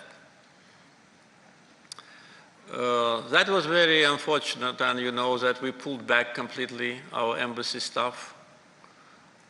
Then I received a promise from the late foreign minister of Iran. It was already a long time ago, more than 1 year ago, that the perpetrator will be brought to justice and he will have the highest possible punishment. But it didn't happen until now. It's more than 2 years have passed. And immediately after the terror act was committed, the terrorists appeared on the media giving interviews. Have you ever seen these kind of things? That the person who kills person in the embassy of other state gives interview immediately. And the same day he was announced crazy. But, you know, we all know the procedure of medical expertise. It takes time, because sometimes the criminals, the perpetrators of different criminal activities, they pretend to be crazy. To define whether it's crazy or not, mentally ill or not, you need time. You need medical commission. And it was officially announced that he is just mentally ill. And now it's more than 2 years, and the sentence is not executed. Though we know in cases less aggressive, the execution of sentence in Iran takes maybe a couple of months. But in our case, it's more than 2 years. So can we forget it? No. No. It overshadows relations. And our hope is that the new government will fulfill the promise of the previous government. And not only the person who committed this terror act, but those who were behind him and those who sent him to attack Azerbaijani embassy will be punished. So, saying all that at the same time, with the new administration, we have working relations. We expect from them addressing this issue. We understand the complexity of political system. We understand the limitations of executive power. We know all that. But nevertheless, in order to normalize completely relations between two countries, this terror act and those who perpetrated and those who were behind the terrorists must be brought to justice and punished. Talat Shabbir, Pakistan. Thank you, Mr. President. I'm Dr. Talat Shabbir, representing Institute of Strategic Studies, Islamabad, Pakistan. And thank you very much for the opportunity I was given to be here for the first time. Azerbaijan, it was wonderful to be in Karabakh too yesterday. My question is on China's role in Global South. We know China's initiatives like Belt and Road Initiative are fostering mutual development. Despite challenges of long-term sustainability in developing world, China's diplomatic, economic, and political influence is growing in Africa, Latin America, and Asia. China also offers an alternative model to Western-led institutions such as IMF and World Bank. How does China's engagement with the Global South as a natural leader, as it is now in scholarship is referred to, reshape traditional Western-dominated global order? Thank you. Well, with respect to financial side of your question, I'd like to say that Azerbaijan for many years almost completely reduced dependence on international financial institutions. We stopped cooperation with IMF soon after I was elected president first time. And with other financial institutions, we either completely emptied the portfolio or very close to that. Our direct foreign debt is something more than $5 billion US only. So it's about less than 7% of our GDP, which is an indicator that we are not in need of financing. On the contrary, we've been approached by financial institutions with the offer to borrow the funds, and we are now working because we do not want to completely empty the portfolio. Among our main partners with respect to financial institutions, also we have Asian Bank for Infrastructure and Investment, which was created at the initiative of China. So from this point of view, difficult to comment because actually this is not on my agenda because it is done. On political and transportation track, yes, we see a lot of positive developments. Among them, I would name the declaration on strategic partnership between China and Azerbaijan, which was adopted last year as a result of my meeting with President Xi Jinping, which is a very important milestone in our bilateral relations, because to have a strategic partnership format of cooperation with such a great country as China, of course, is of extreme importance for us. We actively work now with Chinese companies. We invited them to be our strategic partners in different areas, including in the area of green energy. Would name that the companies have been selected as our partners in manufacturing of the green public transportation vehicles. The first production is expected this year. And they also are suppliers of solar panels, which are being installed in Azerbaijan with the investments of investors from other countries. And also, we are in a phase of negotiations with some Chinese companies with respect to investment, direct investment in green energy. We are starting dialogue on defense industry cooperation, and we think that that could be a very promising process because, as we already discussed, Azerbaijan is continuing to modernize its armed forces, and of course for us it will be also interesting to diversify the geography of supplies and also engage in joint manufacturing. And definitely the middle corridor, One Belt, One Road, initiative of President Xi Jinping, which, as I said, in Europe they want to call it global gateway. Frankly speaking, I don't know what it means. But One Belt, One Road is a project which we supported from the very beginning, and not only supported publicly, but we invested.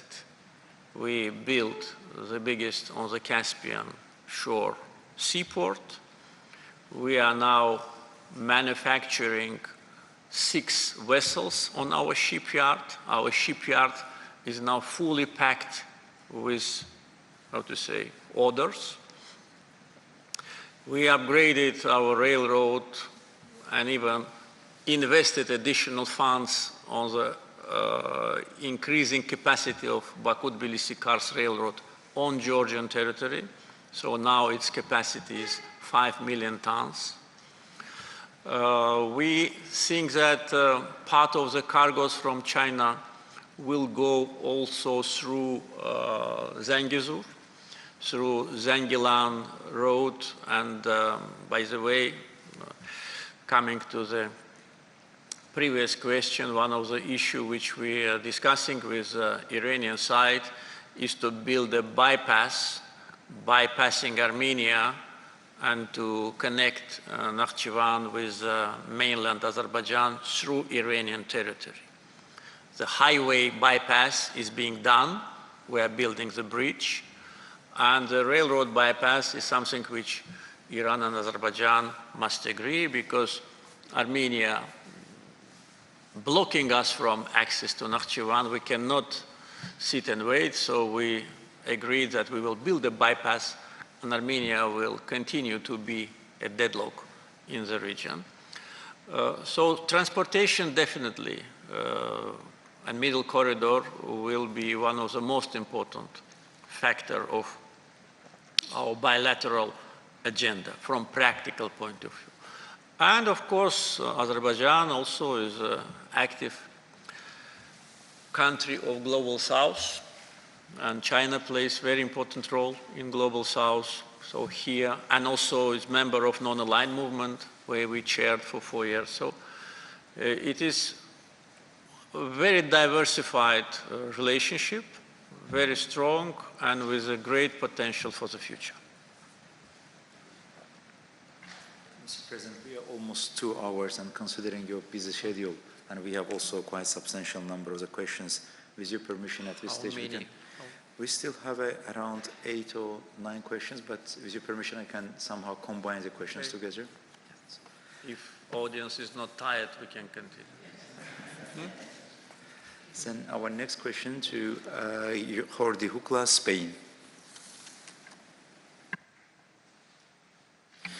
Thank you very much. Thank you, Mr. President, for this opportunity. One short comment and one question. Now I act as a professor of international relations, but in one of my previous capacity as a member of the Spanish Parliament and as a member of the Parliamentary Assembly of the Council of Europe, I spent years trying to fix a solution for Karabakh according with international law. One conclusion on this is the absolutely fail of international organizations to achieve, to help in the solutions on it. So congratulations for the bilateral compromises without international organizations' noisings. And the question, Mr. President, a new world order is starting, but some political patterns remains has good tools for international relations. One of these is the strategic thinking in this mentality of the non-aligned organizations that you share from 2014 to 2025, which is the role of Azerbaijan as a middle power in a new world order in the light of the experience of the non-aligned chairmanship. Thank you very much. Yes, we treated our chairmanship with great responsibility. We were a relatively new member of non-aligned movement. When we've been selected as a chair country, it was less than 10 years only of our membership. So that means that our strategic decision to join this institution was absolutely timely and was absolutely correct. And during these years, as I said, we worked a lot in order to try to transform this into organization. We understand that it's a long process, but certain institutional platforms have been created. We already talked about that. And also for us, it was an opportunity to demonstrate ourselves. And on one hand, unfortunately, COVID happened, but on the other hand, it gave us also opportunity to demonstrate that we not only talk, but we act. And we acted in a very responsible way, helping countries who suffered a lot. We provided $10 million direct assistance and $10 million through World Health Organization. And by the way, the database for COVID, which was elaborated by us during that time, was taken as a platform for World Health Organization. So it was a very diversified support and solidarity process. Another legacy of Azerbaijan's chairmanship is that we initiated, and it was supported, to create Troika, so that to keep the synergy. So though we are no longer in the position of chair, but we are in Troika, so we have certain, how to say, certain instruments in moving organization forward, and we'll continue to work on that. You mentioned about Council of Europe and actually an ability of international organizations to facilitate resolution of the conflict with Armenia. Yes, I remember the time when we joined this institution.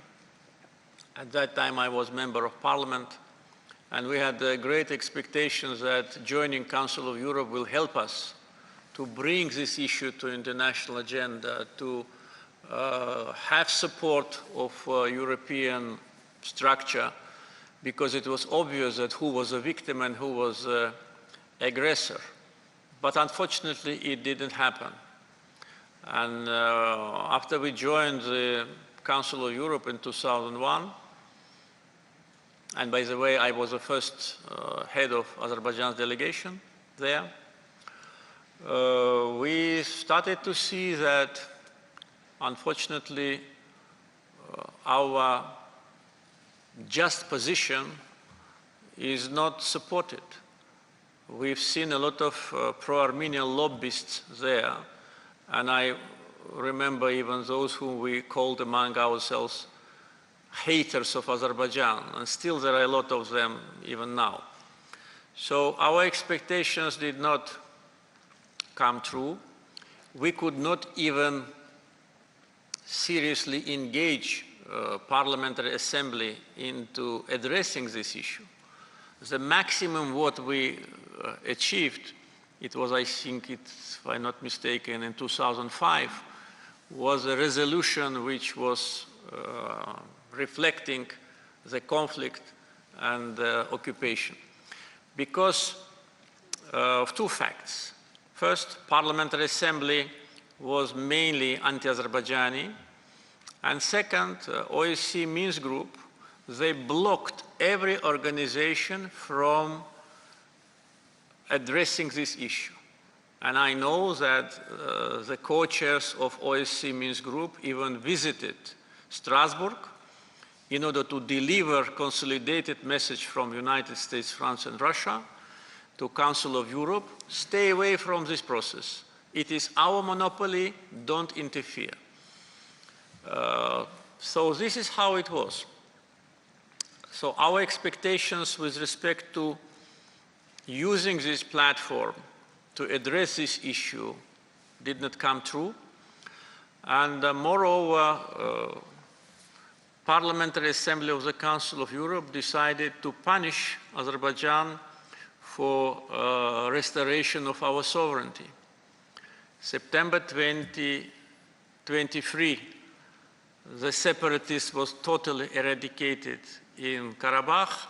January 2024, they decided to deprive our delegation from the voting right, just because of that. Yes, they want to pack it into a kind of a human rights issue, but it's not true. We are, as I said, since 2001, in this institution, and never Azerbaijan delegation's credibility or credentials were doubted. So it was exactly because we restored our sovereignty and territorial integrity.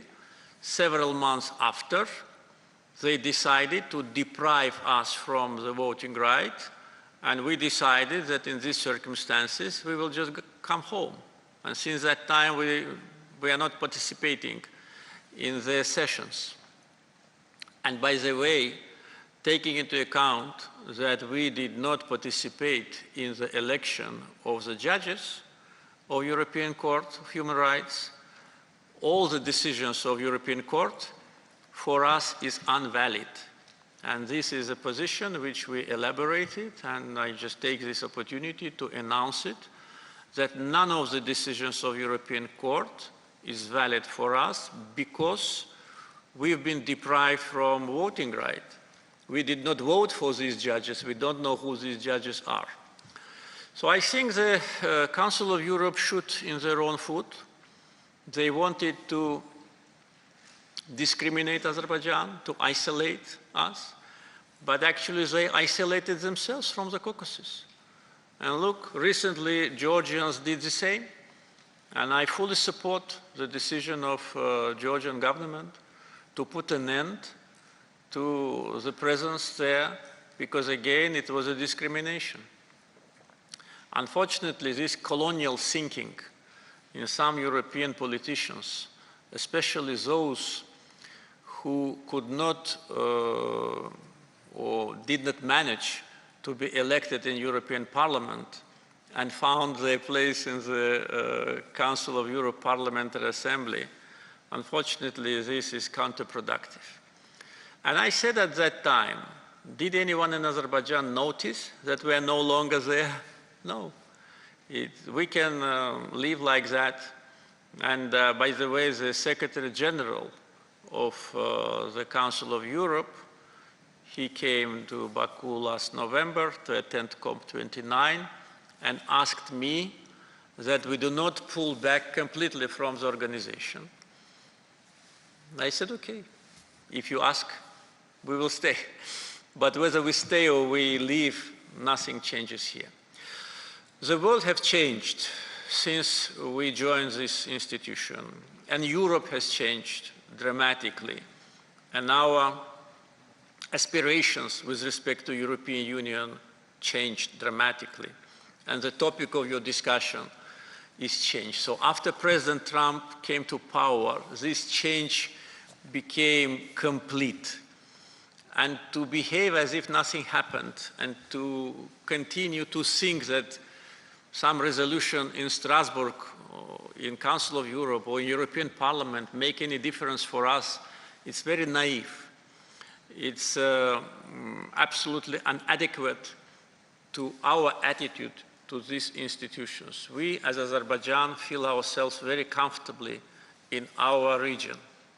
We already discussed this issue, whether it's Southern Caucasus, whether it's a bigger region of Central Asia or Middle East, very comfortably, self-sufficient economy, stable political system, full consolidation of society around the national idea, and of course, the victory in Second Karabakh War consolidated the society even more. And bureaucrats in Brussels and in Strasbourg, they just live in their own planet. They think that everybody is around them is trying to come closer. No, that time has passed, at least for Azerbaijan, many years ago. Partnership, yes. Friendship, also yes, if you do not interfere into my affairs and if you don't want to impose your so-called values on our society, yes, but nothing more. So, once again, thank you very much for raising this issue. It gave me an opportunity to a little bit reveal how we treat the situation and how we try to find our place in the changing world. Anatoly Boyashov, Belarus.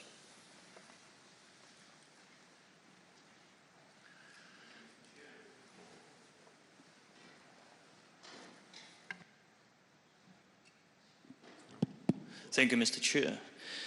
Mr. President, my honor and pleasure to be here. I represent the Belarusian Institute of Strategic Research created by President Lukashenko in 2019. And our main function is to provide our president with analytical information. It was a demanding task to choose only one question, given the enhancement of our bilateral cooperation. But nevertheless, we observe that the technologies of electoral interference have become more sophisticated recently.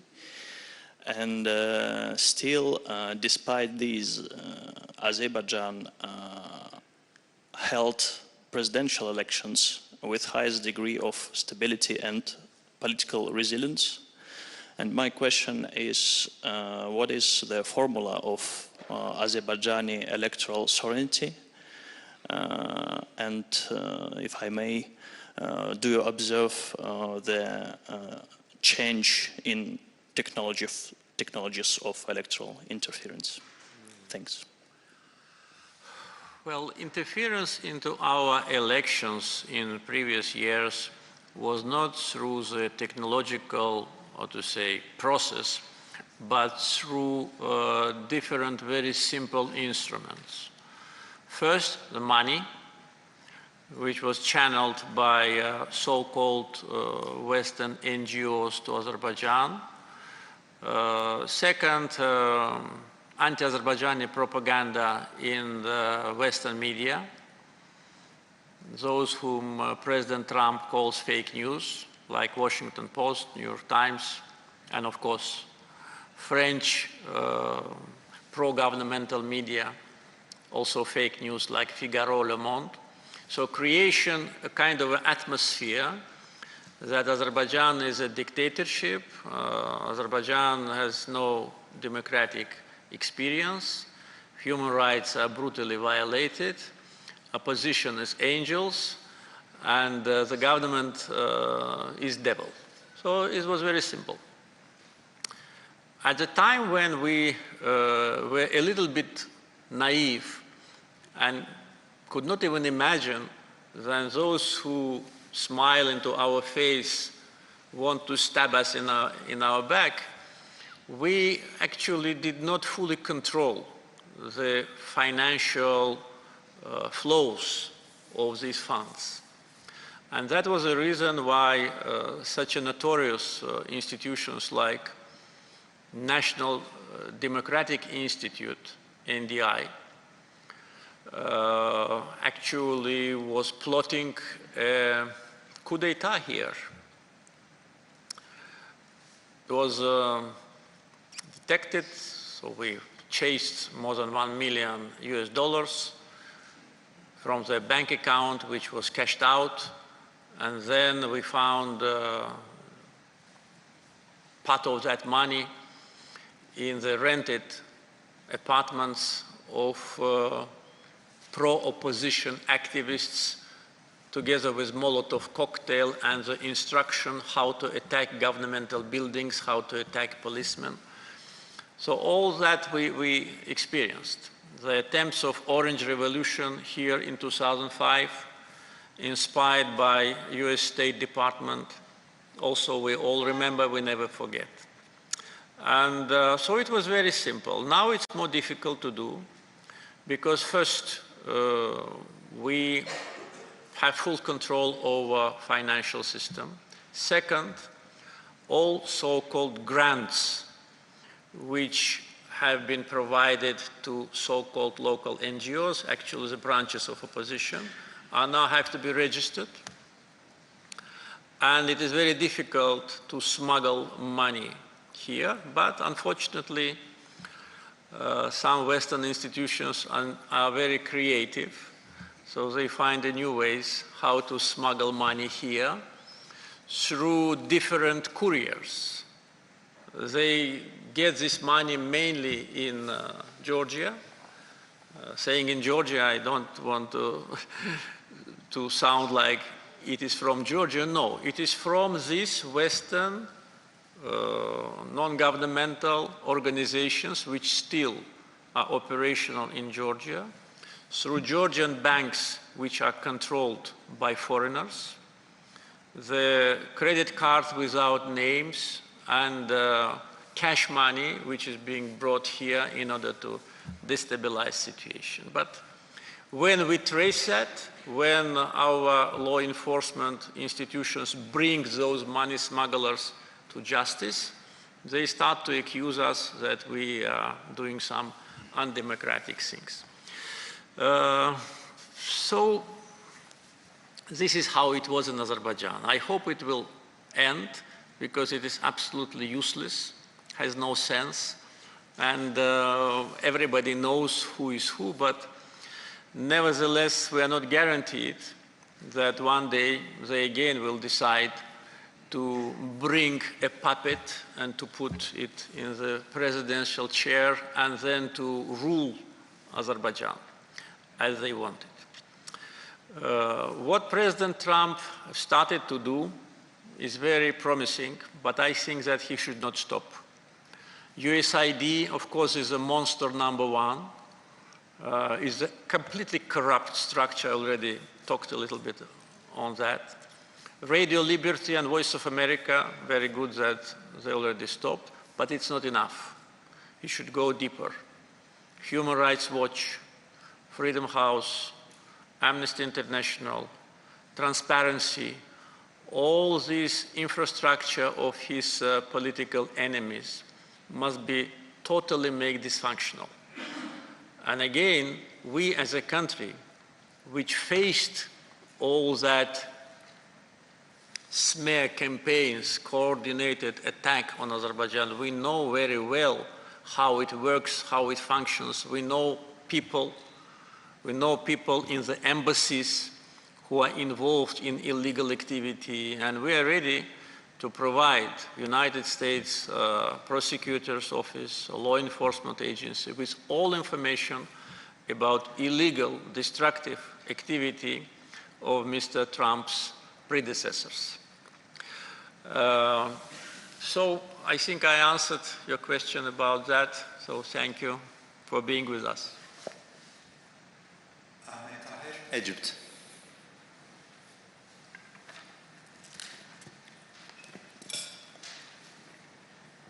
Thank you, Your Excellency. Dear my President, thank you to give me a fair chance to be here second time. I have a comment and a question. First comment, is that what I see yesterday in Karabakh. In Karabakh, I visited Karabakh three times. Yesterday, I see this is the third success story of Azerbaijan since its independence in 1918 and they followed in 1991. Today, the reconstruction of the Karabakh after its liberation, I think it's very, very important for us to know how Azerbaijan reconstruction the Karabakh after liberation. I see that it represented unique success. So I congratulate you in that. Second, as for my question is, Azerbaijan plays important role in Islamic world. So we wanted to spotlight the trends of policy of Azerbaijan towards the crisis in the Middle East, especially what is happening in Gaza, in Syria, and Lebanon. Thank you. Thank you for your comments about our country, and I'm very grateful that you already visited Karabakh several times. Thank you for that. With respect to the situation in Gaza, Azerbaijan was from the very first days of the crisis actively advocating for ceasefire, stop military operations, and our position remained unchanged. With respect to situation in every country, it's a matter of the countries to decide themselves what is a priority for them. Therefore, we try usually not to comment domestic situation in any country. Even in Armenia, during the times of occupation, we never commented on their domestic agenda. But at the same time, with respect to Syria, I can say that we are glad that there's been a change in government. Syria, during the previous leadership, unfortunately took a very pro-Armenian and anti-Azerbaijani position. There have been a lot of political contacts between Armenian leadership and Syrian leadership. Previous. There have been letters of congratulations, mutual visits. Now today's Armenian government thinks that nobody remembers that, but we all remember that. How close they've been to government of President Assad. How they communicated, how they cooperated. And now when we see that they're trying to send humanitarian assistance to Syria, it once again demonstrates Armenian hypocrisy. And I hope that the new Syrian government will not allow these hypocrites and enemies of the new government to try to find the ground in Syria. So we support the new government of Syria. We exchanged official letters, and we congratulated that. And of course, we are very glad that now finally on this southern border of our brotherly country Turkey, there will be peace. There will be no threat to Turkey from Syria. This for us is a very important development. It's also part of the global changes, and apart from that, we are glad for ourselves, for Syrian people, and for Turkey. In generally, with respect to our role in the Islamic world, it is highly appreciated by Muslim communities. Azerbaijan many times was selected as a host country for different events, and we also will host the summit of Islamic Cooperation Organization. Organization for Culture, Education and Science of Islamic World, ISESCO, have elected Shusha as a capital of Islamic culture. And last May in Shusha, the Secretary General of ISESCO and myself, we inaugurated that. So our role with respect to solidarity between Muslim nations is highly appreciated by religious leaders of the Muslim world and political leaders, including Islamic Cooperation Organization, including Arab League, and our support to our brothers is highly appreciated by that.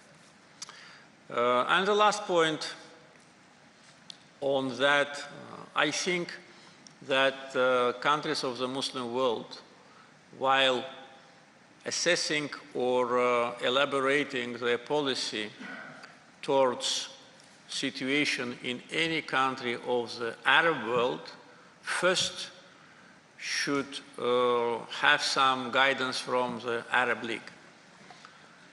I think that will be the best way how to address these issues, how to express their attitude to that, because they know better. Arab League unites all Arab countries, and the policy of Arab League on every issue related to situation in Arab countries should be, and at least for us, it's a guidance, and I think for everyone should be like that.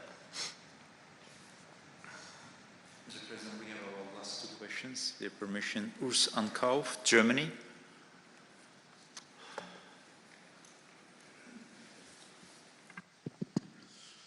Excellency, dear Mr. President Aliyev, it's an honor having you with us today. Thank you very much for that.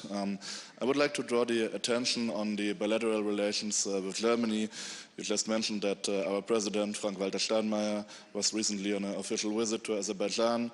And there was this miscommunication of the German President's administration prior to the visit when they put the flag of the dissolved illegal occupational regime. Fortunately, they re-put it from the German President's website, and there was a note of apology sent to you. So my question would be, I've read the official statement, but what are the expectations of Azerbaijan with regard to Germany concerning political and economic cooperation as we're currently undergoing the final stages of forming the new government? Thank you very much. Thank you very much. First, on that situation with the flag, of course, we all were very surprised to see that. And frankly speaking, I'm trying to be maximum frank, as always. It was very difficult for us to think that that was a mistake, because Germany is a country with long traditions of statehood, and all the attributes are being carefully taken care of. It was not only the flag, which was a flag of separatists, already dead separatist entity. It was also a comment where we've seen the Nagorno-Karabakh. Nagorno-Karabakh do not exist. It exists, as we say, only in the dreams of Armenian revanchists and those who support them. So putting that wording in that statement, we considered as an insult to Azerbaijan. Another factor which did not allow us to think that it was a mistake, that if you remember the picture of the flag was torn. If they thought it's a flag of Armenia, why did they put a torn flag? So torn flag probably in the minds of those who put that picture meant that maybe wounded so-called Artsakh. So that was a message to Azerbaijan. And we took it very seriously. And frankly speaking, there have been several options for us to act. If there wouldn't have been an apology, then probably the time of the visit could have been changed. So this is just, I tell you, our internal kitchen.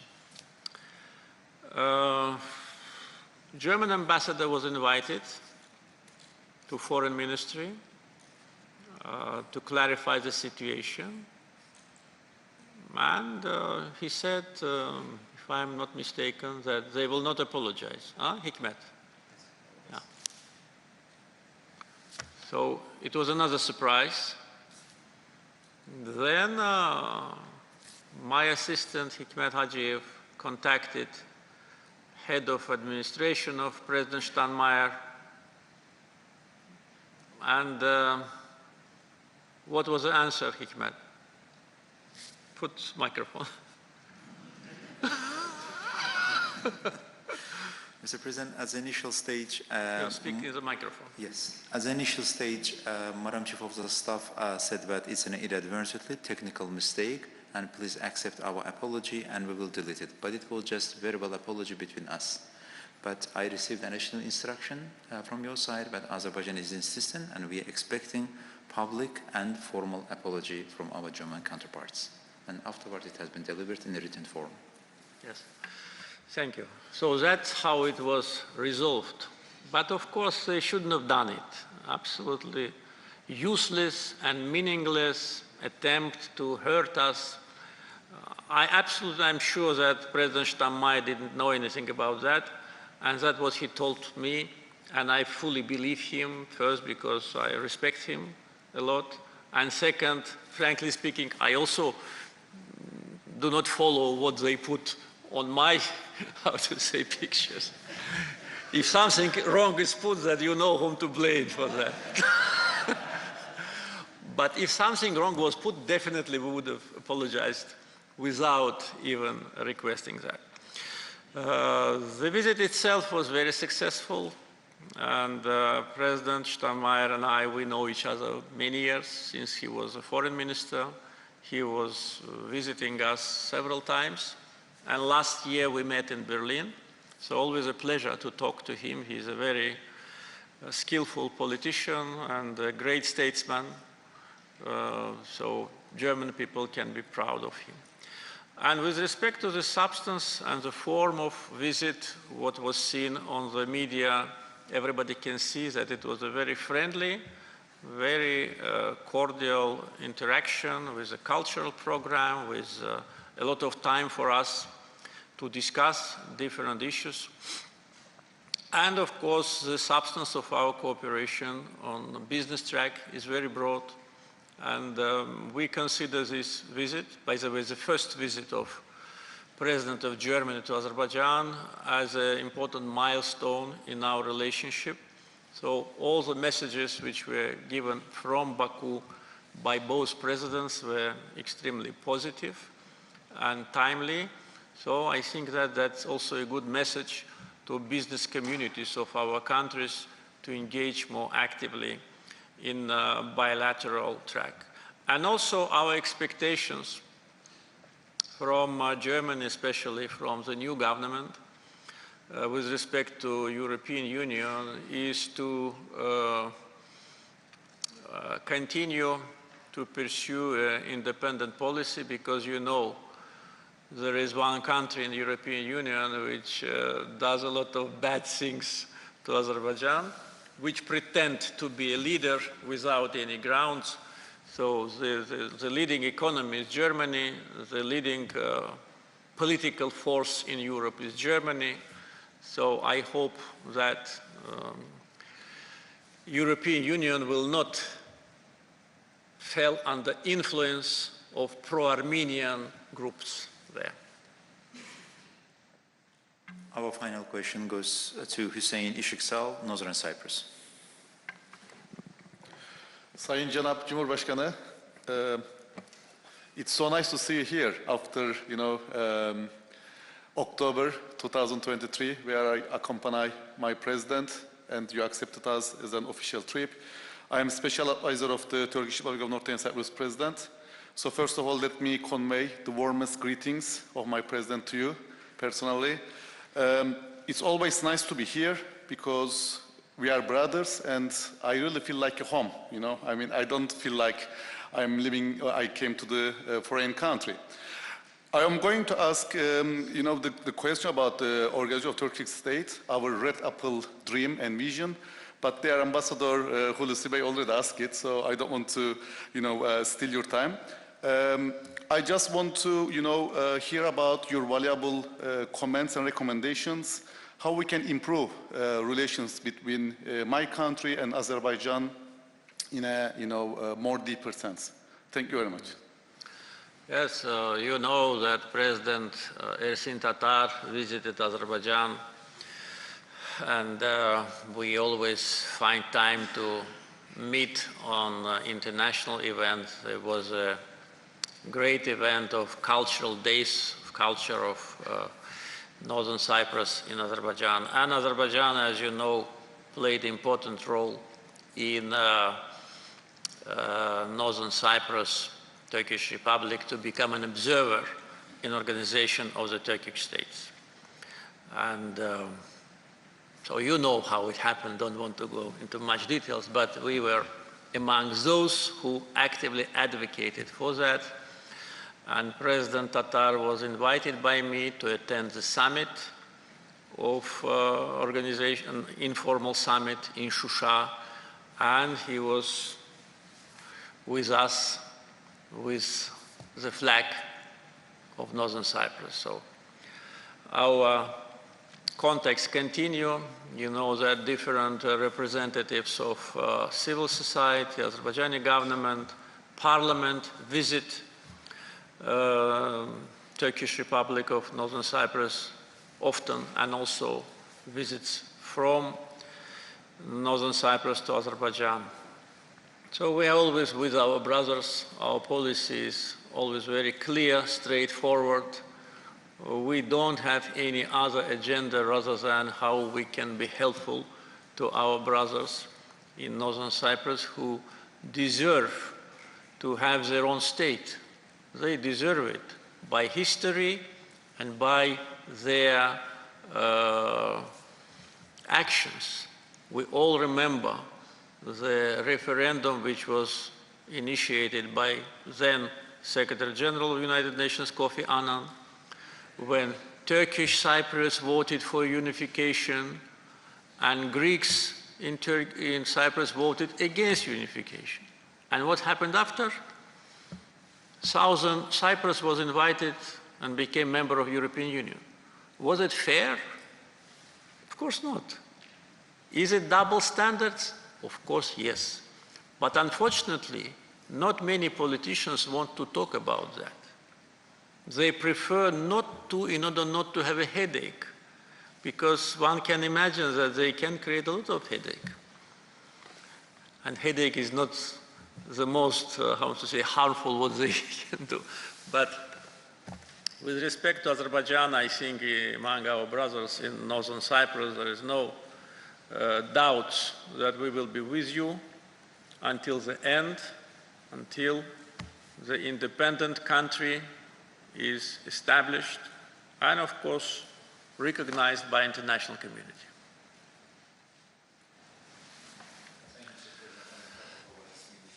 Researchers would like to extend our appreciation and thanks to you. And we almost had a 3-hour-long discussion. Thank you for your time. Thank you very much. Thank you.